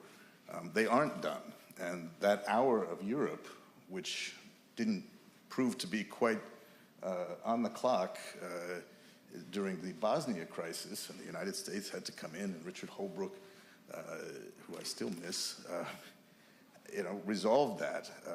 The hour of Europe is still not quite at hand, because we still have this really unfinished business. And I found it, not particularly reassuring what I was hearing. Yes, enlargement is on the agenda, but we're not quite sure. Some countries not even mentioned. 25 years after the EU and the United States jointly agreed that our policy together would be to work on the countries of the region with reforms, assistance, and development so that they could be what they should be, democracies, multi-ethnic, in their borders, that geography would count, and that they would be integrated into these wonderful institutions we'd created after 1945, ideally NATO, should the countries want it, and the European Union. We've done quite well with NATO, and one of the things that I did in the Trump administration was bring in North Macedonia as then the 30th member of NATO. They had solved a great name issue, and that was the promise that had been given them. As we know, unfortunately, that hasn't worked on the EU side. And it is worth pointing out that the one country that joined NATO under President Trump, and he's very aware of that, he's said to Macedonian Prime Minister at the Hague summit, yes, you're the country that came in under my first term. Should we move ahead and see two EU aspirant countries move into the EU and that are NATO members, and a third one left out? I'm not sure how well that would play and be seen by Washington as the EU being able to deal with problems in its own neighborhood. And again, from here to Skopje is not far. So, I think we've seen that the second Trump administration and under Secretary Rubio, who's also the National Security Advisor, are not particularly focused on European affairs as a priority. They're working with Europe. Our embassies are active and engaged, and obviously we're working with Europe on all kinds of things. You saw this remarkable scene where these European leaders came with President Zelensky, were in the Oval Office, and they showed a quite remarkable thing: unity of purpose, unity of message. And that included, of course, our friends from the United Kingdom, not in the EU, but working well. And as Sir David knows, when I was in the United Kingdom running our mission there, it was really like being a bit of a divorce counselor. You could barely get the diplomats to talk to each other, and usually diplomats are pretty good about that. And I'm really glad to see that that's moved along. Practicality, if anything, that perhaps Ukraine, but also the Trump administration has done, is pushed London and Brussels and various individual capitals back together more. So I think you have to keep in mind that this idea of autonomy is, coming up with a reasonable scope of autonomy and seeing what Europe, the EU, can actually accomplish in that. Maybe it's not really a question of what would Washington be willing to accept in terms of strategic autonomy, but what is Europe willing to do in terms of strategic autonomy? A realistic scope, I think, would include identifying strategically important sectors within defense, of course, complementing the American contributions. Complementing is critical, not trying to replace or completely substitute. Making decisions, having a level of confidence, capabilities, infrastructure, those things are all open for Europe to take a greater role, define autonomy, define strategic in a way that you feel serves the EU's purposes, Europe's purposes, but serves the greater alliance as well. I think allowing US companies, for instance, to participate in and benefit from the European defense procurement process, particularly now that there's so much funding going into defense, that just to be able to utilize that funding, you're going to require to look globally, in fact, for some of that resourcing. And, when it comes to fighter jets or anything else, most of these projects, and particularly with new technology, are multinational anyway, and they're sourced with streams of products and technology and intellectual property from all over the place. Another reason why the alliance itself, I think, is very good. But I come back again to determining strategic autonomy through what the EU is willing and capable to do and demonstrating that they can do. And I think right here in your neighborhood, being able to overcome, in some cases, centuries of of issues, but in other cases, fairly simple questions of just doing it would be a huge step in the right direction. Thank you. Now that we're at what we can actually do to, to overcome those differences, if I may come to you, you have recently done a major step in your relations with Azerbaijan. It's been a long conflict. From your point of view,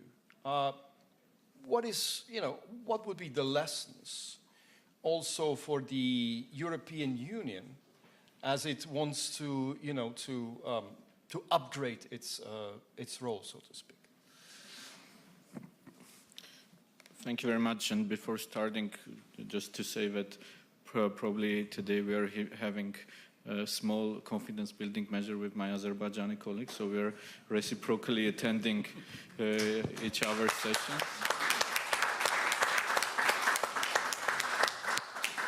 And this year probably will be the first year that Azerbaijani ambassador will not counter with his statement to what I'm speaking. But coming to a question and also trying to reflect on the experience of European facilitation on Armenia-Azerbaijan normalization process, Biden administration facilitation, and also Trump 2 facilitation in this project. You know what we're lacking sometimes is to not only to have vision, but also sometimes to exercise some pressure and muscular diplomacy in order to reach the agreements. And I know when Phil was dealing with Armenia-Azerbaijan issues, he was always sharing the same example from Balkans perspective.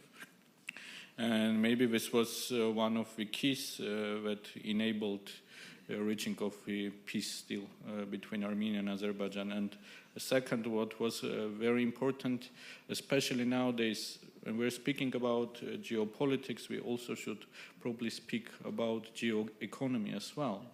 And the economic component in all the relations, including in normalization talks, and in this case particularly, it was huge, because many of the obstacles which were not being overcame for 30-35 years, they became easier to agree on when we added the economic component on opening of the communications in our region with American participation in the deal, which means American interest in the deal, which means greater American pressure to both sides to come to an agreement. But before continuing to reflect on the question, if I may also make a couple of comments on what I heard by you and our distinguished colleagues. So when we are speaking about Europe's and European Union's geopolitical aspirations, probably we need to give a right diagnosis why it's not happening so far. Mm-hmm. And to me, it would be precise to say that European bureaucrats are the biggest enemy of European politicians, and their ambition to have Europe as an independent actor, as a geopolitical actor in a way, and to have a strategic autonomy. And when you were asking a question to Phil about whether the US will support the strategic autonomy of Europe, I would rather say that it's not only about supporting, but done it on purpose or no, Trump is pushing on this direction in Europe. And to me, this is a unique opportunity for Europe in general to work on this direction, which requires much of political will, and this political will is required not only outside of the European Union to act, but also internally to overcome the bureaucracy. Because just to give an example from Armenia, that recently, a couple of months ago, we adopted a law on starting a process on EU accession.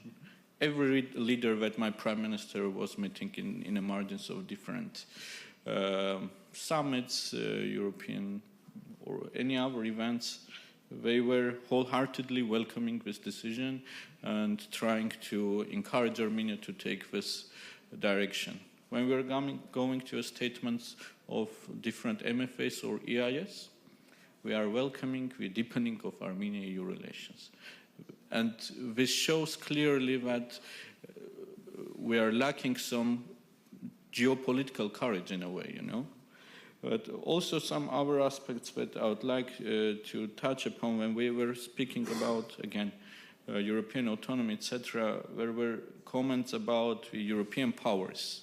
And when I was reflecting the answers, to me, I had an impression that we're speaking only about a couple of maybe Western European countries, UK, and the rest are left behind.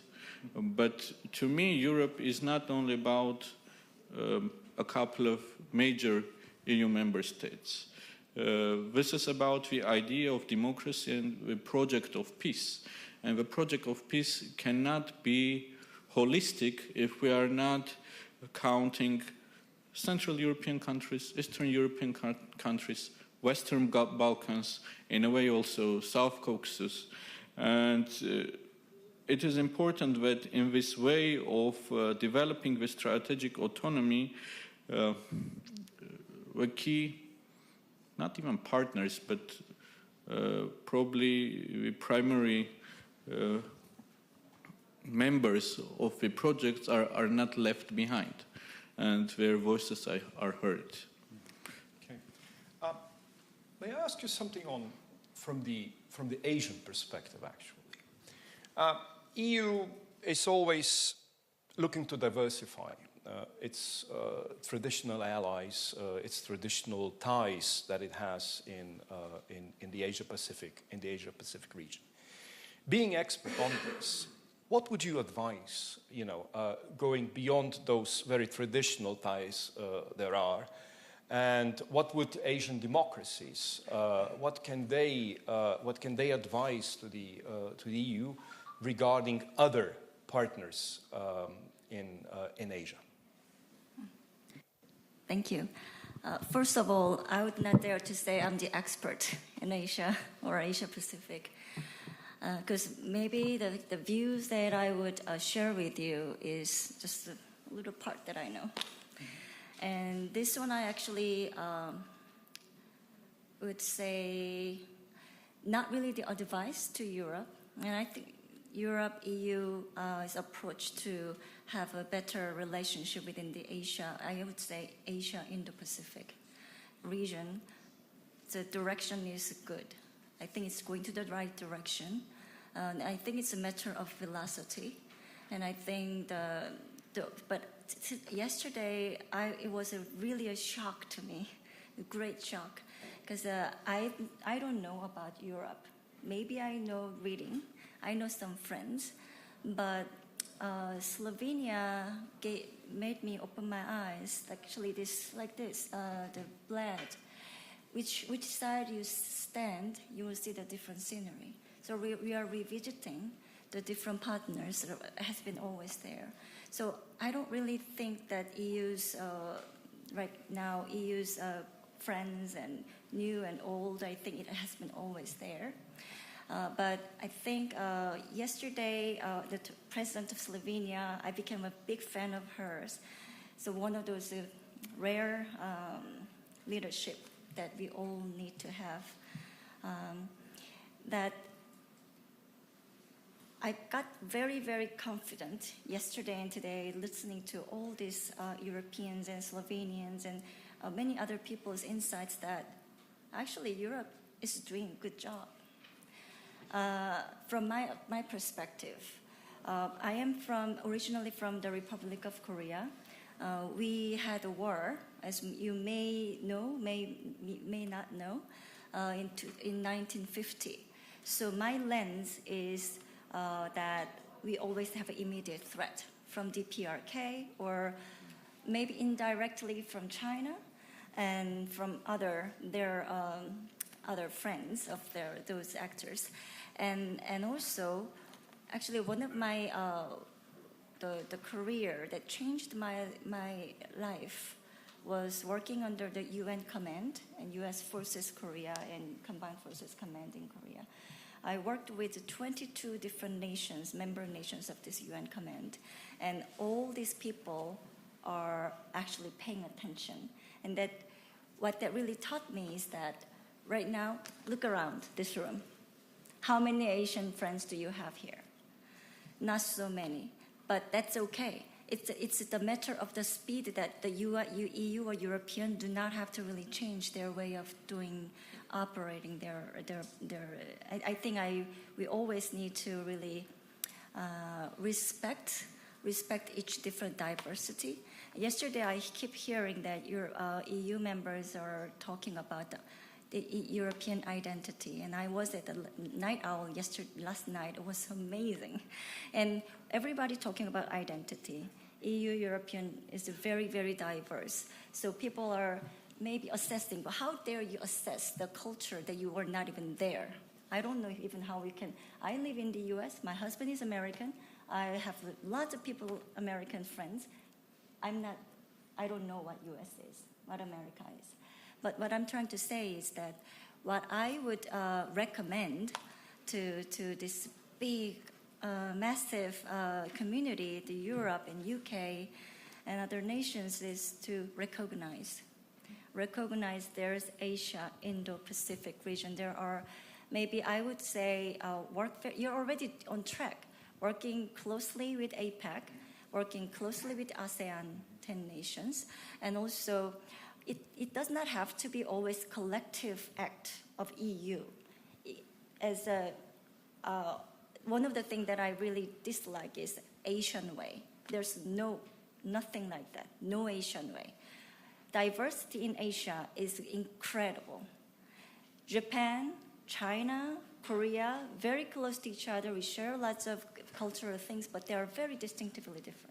And Malaysia and all the other nations too. I think you all know. But knowing your heart, and when you're actually at the decision-making position, how you decide, there's one of the things that I learned from the alliance between the U.S. and Korea. It's a 70 years alliance. What I learned, you know what? Asia-Pacific region is really always the future of the whole global economy. EU, Europe, your skin is in the game of Asia-Pacific. It's not far away. So that's one thing that I want to say, that I think your best strategy is that understand the authentic differences of different nations within the Asia-Pacific region. And that could actually lead you to somewhere, tailored way. And also the many different Baltic nations and within the Europe, very different nations have very distinctive capability, and they have different way of thinking. I cannot match all of them, but I think certain European nations can work with a certain one country, like Vietnam or some Malaysia, or I think it could be just like a mosaic. It could be, it'll take a long time, but I think what I'm trying to say is not just to verbally talking inclusive, but at the same time, keep talking about that agenda, keep talking about the motto is very important. But the AI, we're talking about there's no borderline in AI digital, but you know what? We have advantages in our human society is that thinking, your mind does not have any borderline, only if you decide to understand better what's other there. Thank you for this advice.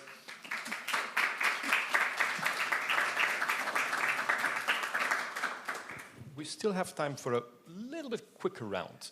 So, David, you were talking about WEU. What other institutional reforms need to be there for EU to act more decisively?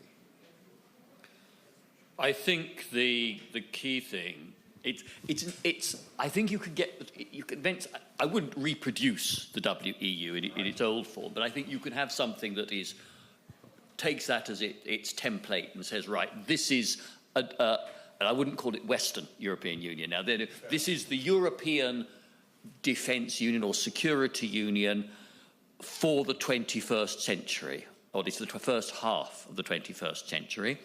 And you, I think, need to... But it boils down to political will, first and last, because it starts, for example, with the definition of who is eligible to take part. So I talked about, an old argument in the Foreign Affairs Council about whether Ukraine could be described as a European country. And of course, that was all about certain member states that didn't want Ukraine to think it could be a candidate for membership, and those of us, and I don't care which side I was on and my government was on, who felt that, yes, that was the logical direction. I would start by saying, to take Phil's point, that all of the Western Balkans countries should be eligible for participation, provided certain conditions are met, and that includes Serbia in that. They won't want to at the moment, but who knows where Serbia is going to go in the future. I would certainly say that South Caucasus should be seen as part of that. Culturally, certainly part of the European space. And I can remember sort of sitting in Yerevan with one of your former presidents a decade or more ago, sort of saying, look, come on, you should be taking forward the association agreement and a DCFTA with the European Union. Of course, we know that arms were twisted to stop Armenia going down that path then. And I think the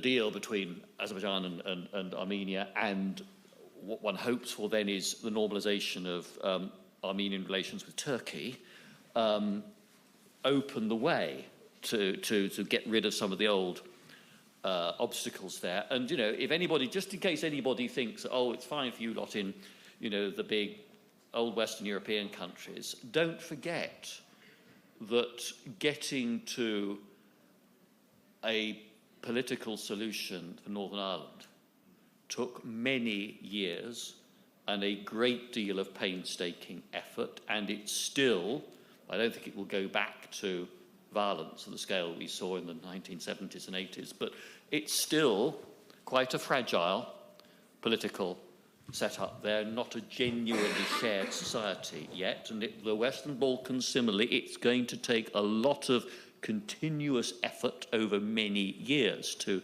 overcome the divisions. Ultimately, it's about new generation growing up for whom this is something they might read about in a history book, but which hasn't harmed their own lives and shaped their own development and thinking. But then also you leave treaty provision for agreements with like-minded countries in other parts of the world as well, of some kind. I mean, the one area I think in which I disagreed with what Phil Rika said was that I do think that some of the language and actions of Trump 2 mean that European countries will take more persuasion than in the past to feel that they can simply rely on the United States standing by some of the understandings that we have relied upon ever since of December 1941, really.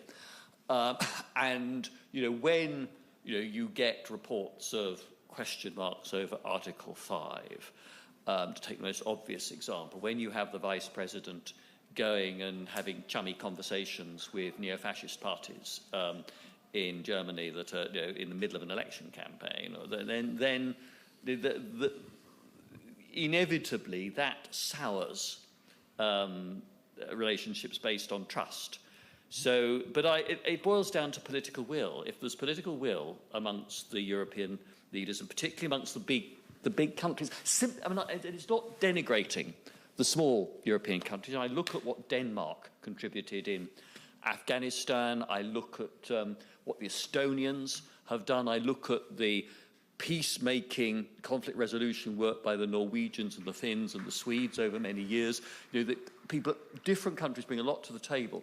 But at the end of the day, it's Britain, France, Poland, Germany, as it adjusts and takes responsibility for its weight in Europe, who've actually got government systems with the capacity to deal with these big issues in the round, in all their different dimensions, and which have the political ability to think globally and the political will to use hard power intercontinentally if that is what is required.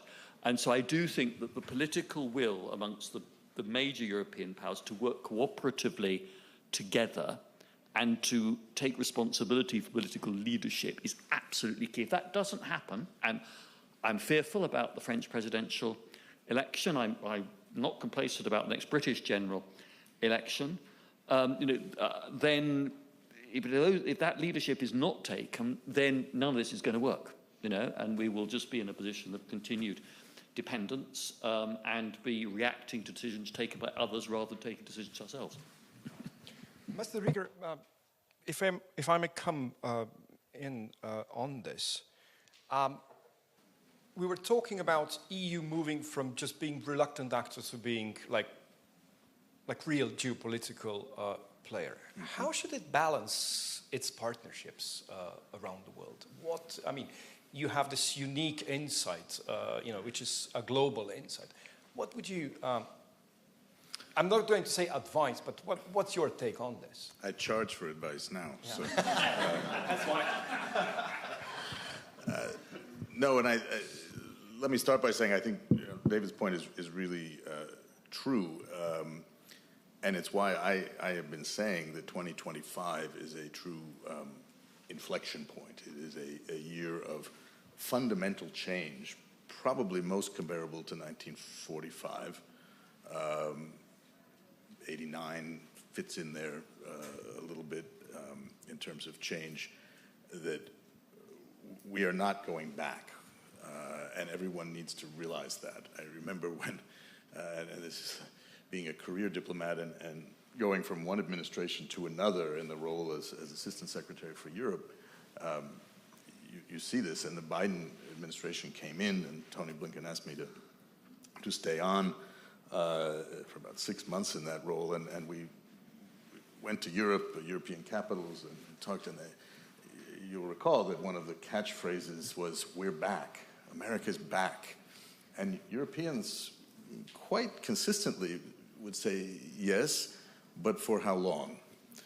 And then I think we saw and heard messages, some of which David outlined, that actually tell us it is a different world, and I don't think we're ever going to go back, no matter what happens in our political course of events. We are approaching next year, of course, the 250th anniversary of the United States, of our Declaration of Independence, which has special significance with the United Kingdom, and you'll see our president there next month, or this month now, in about 2 weeks' time for a state visit, which is somewhat of a run-up to commemorating this 1/4 of a millennium since we parted ways in a sense. So critical what we see. Things are different, and everybody should get that. I do think one of the things that Europe needs to think about, and when I say Europe, I'm talking about the EU, but those that would join with it in engaging more broadly, is if you're going to have an EU and it's going to have a certain level of strategic autonomy, first of all, it has to come up with strategy. It has to be less reactive and more strategic. Second of all, the member states of the EU have got to become more and more comfortable in allowing the EU to do that. And I recall as another anecdote, after coming back from London, dealing with the EU and the UK, then Secretary Blinken said, well, now could you deal with the Caucasus and Azerbaijan, Armenia, it's a similar thing. And so I entered into this, which was a fascinating and interesting thing, and I'm just so pleased personally to see where... From divorce counselor to marriage counselor. Exactly. We did that under then Secretary Blinken's urging to support the EU initiative that was started by President Charles Michel, then President of the Council of the European Union. And Secretary Blinken was very clear, this is not a US initiative, we want to support the EU initiative. And essentially, you can go into write books about it, but the EU initiative fell apart because member states couldn't keep their hands off it. They had to intervene, at least from our perspective, that's where it was. And that didn't help the two sides to do that. If the EU is going to play a role as the EU, as representing Europe, of course you've got to have your councils and your things where the member states come together and make decisions, but let them do that. I think Mario Draghi himself has made very clear in his reports and some of his statements since that Europe is not seen yet as an equal partner among major powers, and it should be. Think about the 450 million people that the EU represents. Think about the combined economic strength of the EU as a trading and investment partner, something, despite the tensions, we've got to keep in mind in terms of the transatlantic relationship.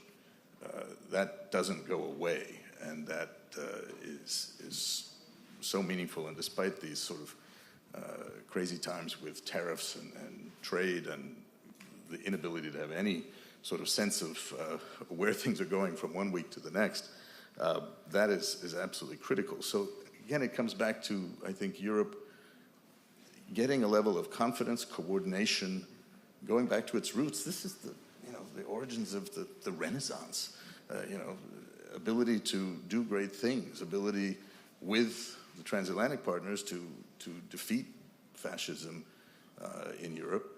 And now we face new and different challenges in a new and different geopolitical environment. So I think there are things that the EU can begin to look at as they approach, say, other partnerships, and yet take strategic decisions, as, say, van der Leyen did about how she was going to approach China, which got her plaudits from President Trump in that relationship. And so there's a lot of balancing there.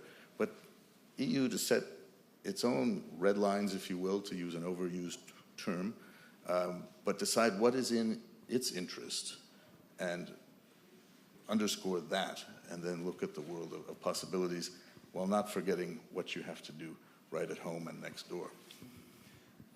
Thank you. From a perspective of European neighborhood, is that what you're getting about Europe? What was just described, that we act with several voices, not with one? Or that something is European and then something else are member states? How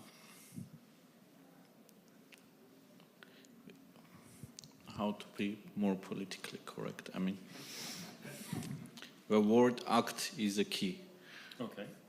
And action should be timely and precise. Sometimes we are not facing with too much action with different heads, but we're lacking action. I'm always commending European colleagues with the speed how they deployed the EU monitoring mission to Armenia. And it took like 2-3 months, but it was unique with the European standards. But in neighborhood, at least for us, and I believe for our countries as well, this, in a way, sometimes quite harsh difference of the opinions between EU and US. This is a huge challenge. If you remember, at least till January 2025, one well-known foreign minister usually was using a term united West. We are not listening to this term anymore. And because it's quite difficult to understand whether, to define what West is nowadays. Is it only Europe, if we are speaking about EU neighborhood? Is it Europe or US? Is it only US? And especially in multilateral fora, it's becoming quite challenging to navigate for small states who are cherishing their relations both with the European Union and also US. And the recent votings on Ukraine can be one of the vivid examples for this. Similar question for you from Asia-Pacific perspective about the European role. How do you see it there? European role. I think Europe has... And especially now that Europe would like to, not just be an economic actor, but yes, be a little bit more than just economic actor. So it's really welcomed, I think. I cannot speak for every Asia-Pacific nations, but I think Europe, its culture, its history, and its way of life is well respected within especially Asia-Pacific region. But the role here is, like I did mention to you, I think the civic society, European civic society and its economy, the international corporations, I think their role is really, really fundamentally critical, working within the in the Pacific region. And when you have the role, we always want to define the role, who's going to lead, who's going to be on top of something. But I think we need to get rid of that kind of thinking, because once you think once this had the glory, we have the leadership, world leadership. But the power leadership is really relational. It's a really relative thing. So I think first we do not really focus on that one. And I think European role has been the similar way, but I think respect is there.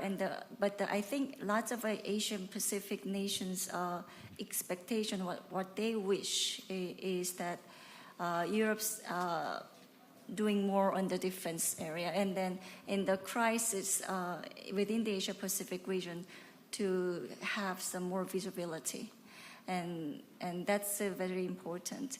And actually, there are, in order EU nation, including the UK, what's very I would like to recommend this: do not see Asia as a singular. Asia is not equal China. Do not see all the framework as the rivalry between the US and PRC. And once you get into that trap, you will lose the strategic mindset. And also, again, even though the very famous economist, when you look at the table contents, Asia, China is on the side. So that really tells a lot. So, yes, that's what I would say. We have a little bit more than 15 minutes left. And we also have, as we call her, keynote listener among us. She's former ambassador of the People's Republic of China to Czech Republic, Philippines, and Finland. And before we completely open the floor, Madam Ambassador, I would ask you for a few comments, if I may. Thank you for giving me the chance. Thank you for all the speakers for excellent presentations. So my impression is that after these two sessions, the former one and this one, it seems that Europe and European Union is at a critical juncture. Faced with the unprecedented challenges. So I think it is in a stage to find a new way out of this present stage. Just now, the American speaker, Mr. Rieker, said that geopolitics is back, and expected the EU to play a geopolitical role. So I have 2 or 3 questions, 2 questions maybe. The first one is about the nature of European Union. It used to be economic, like people put it, economic animal. But now with the geopolitics is back, how the EU would define its new role as a geopolitical player or stick to the mainly economic player? So this question is for Mr. Philip Rieker. And then the second one, the second question is from the UK point of view. UK has been traditionally a very important player in European politics and ex-EU member. So under the current circumstances, what the expectations the UK has for the European Union? So is there any chance that UK will realign with European Union in one way or the other? Thank you. Thank you. If I may take a few more questions, maybe, from the audience. Yes, can we have a mic over there? Hi, my name is Elena. I am also a parliamentarian from Guatemala. And I have a comment and a question. First, the comment is about what you already said, that Asia is not equal as China, and the same with America. So we don't really like when you say America to refer to the United States of America, because when you do that, you ignore all the rest of countries that we exist and we are different now. So please be careful with that. And my question is, in this new geopolitical reality, how do you see the new relation with Latin America? Okay, thank you. Maybe one more? Yeah.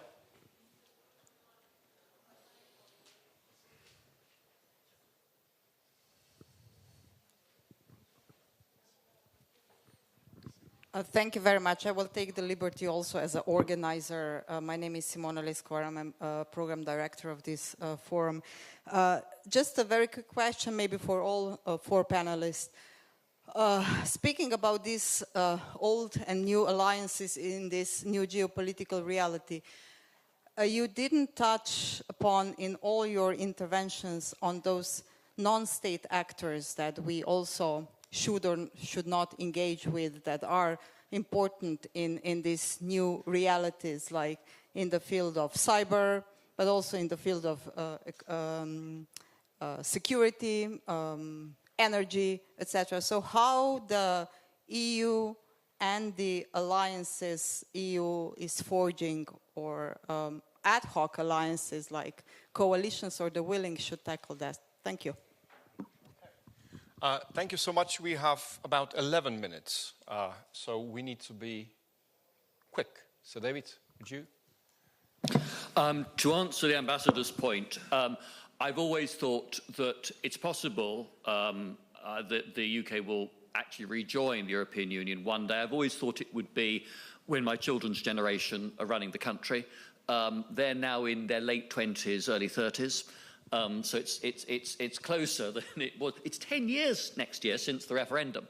But I think it all depends on what the UK looks like politically and on what the EU looks like. You know, if we end up with President Le Pen or President Bardella in France, I think there's bigger questions for the EU than UK membership. But I do think that we're seeing the pragmatic rebuilding of relations, and I think the urgency and importance of defence and security cooperation in a deep and structured way is getting through. And I hope that this, I would like to see this become much more cross-party in the UK than it is at the moment, because I think it's so self-evident in our national interests. I think that the EU, as the EU, is not going to become of itself a big defence geopolitical actor. In trade and security, it could be and technology more than it is at the moment. But the Lisbon Treaty has provided since 2007 to move to qualified majority voting on defence and foreign policy matters. Since the UK referendum in 2016, the UK, even while it remained a member, had a policy of not blocking something where all the remaining EU members were agreed. Nearly a decade on since the British referendum, there has been no serious move to go to majority voting on defence and security. And I simply do not believe that there is or will be a French president or a German chancellor who will ever sign up to majority voting on defence and security. And I add to that that I don't think you can talk sensibly about a European defence pillar of the Atlantic Alliance unless both France and Britain are involved.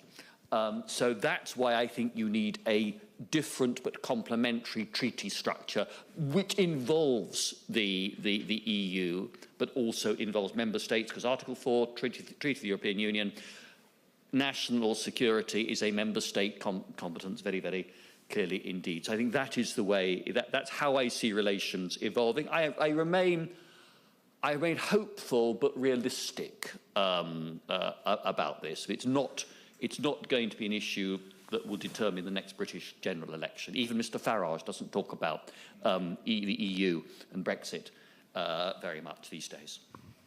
Mr Costagnano, your comments? Thank you very much. I will not give me a liberty to respond on behalf of EU, but to answer a question, maybe bringing more a multilateral and UN example. I mean, nowadays I can hardly imagine any serious topic being discussed, for example, in the European Union without multinational companies. And I believe Phil Ricker made a reference to multinational companies in one of his interventions, because this is a fact. I mean, the government relations or international affairs departments of many companies are bigger than many of the ministries that we are having in our countries, and we can not underestimate the power that they have. Not sure what should be the right setting in case of EU to have these discussions with. But this is something that sooner or later will come to that. Okay. Your comments? So I have three areas I would like to recommend what EU could actually shine its leadership and its capability most effectively working with Asia Indo-Pacific region is one, maritime security and maritime safety. There are so many non-state aligned actors, and it's the pathway for the critical food security. That's the next one. So the food security and food defense area is one of the really critical parts. I think you can have lots of roles there. And the third one is the pharmaceutical security. That's the area that I think EU could do more within the Asia Indo-Pacific region. Ambassador? Well, I want to thank the Ambassador for her question and comment. And I would say the EU, of course, was created out of an economic structure. Its origins, go back to the idea that countries that trade together don't go to war against each other, and that, of course, turned more broadly into this union that I think does have opportunities, as I've already said, to play a geopolitical role. But increasingly in today's geopolitics, economics are so clearly mixed in there. We talked about geoeconomics and geopolitics essentially being the same. And it has to do with trade, of course, and supply chains, but with technology and other areas. And so security and defense almost start to relate directly to those things. There's an increasingly sort of blurred line amongst those things. The economics are very much a part of what we consider important in terms of security, and we saw that clearly with the pandemic and what that meant for supply chains and where that left vulnerabilities in terms of security as well.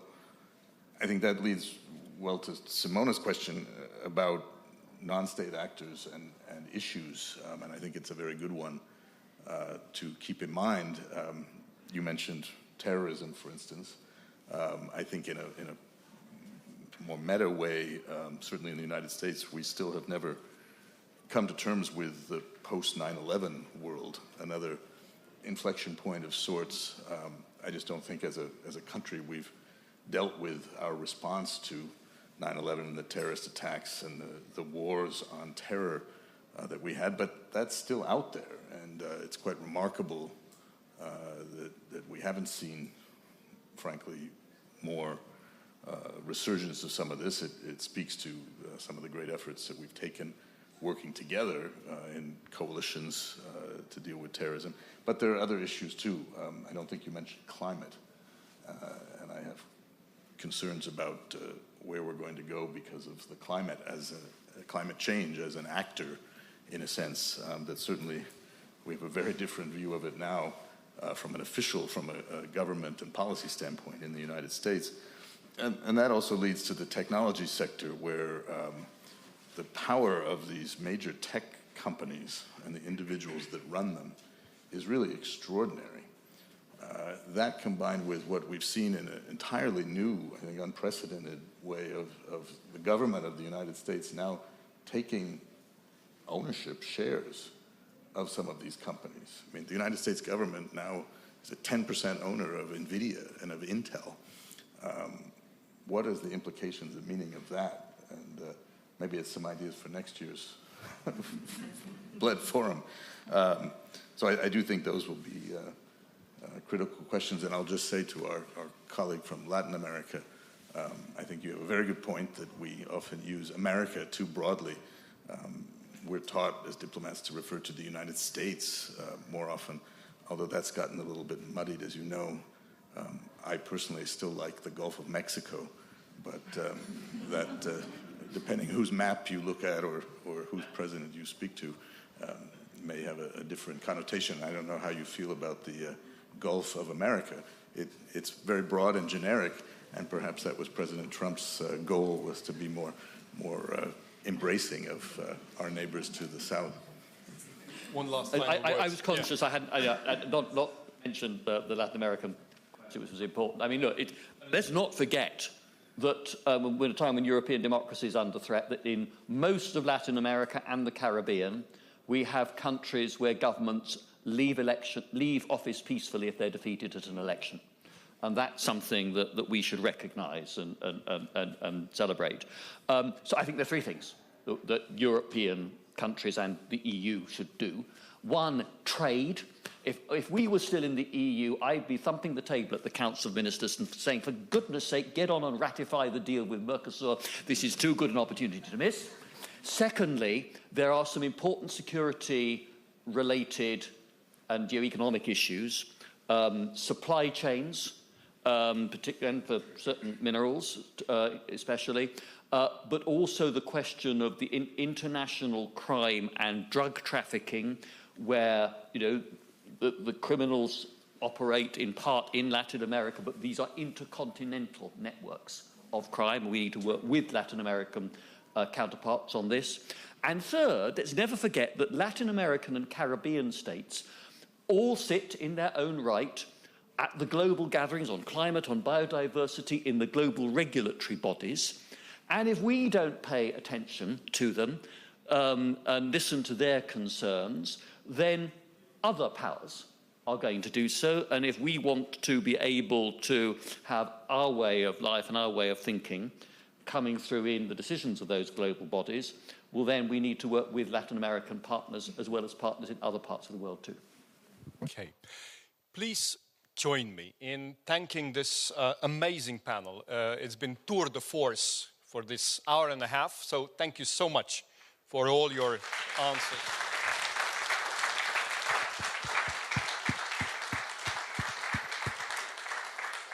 And one last final thing. The organizers have asked me to save the date. So it's the 31st of August and 1st of September next year that this forum will again take place, okay? So save the date, have it in your calendars, and hopefully the world will not run away until then. Thank you so much.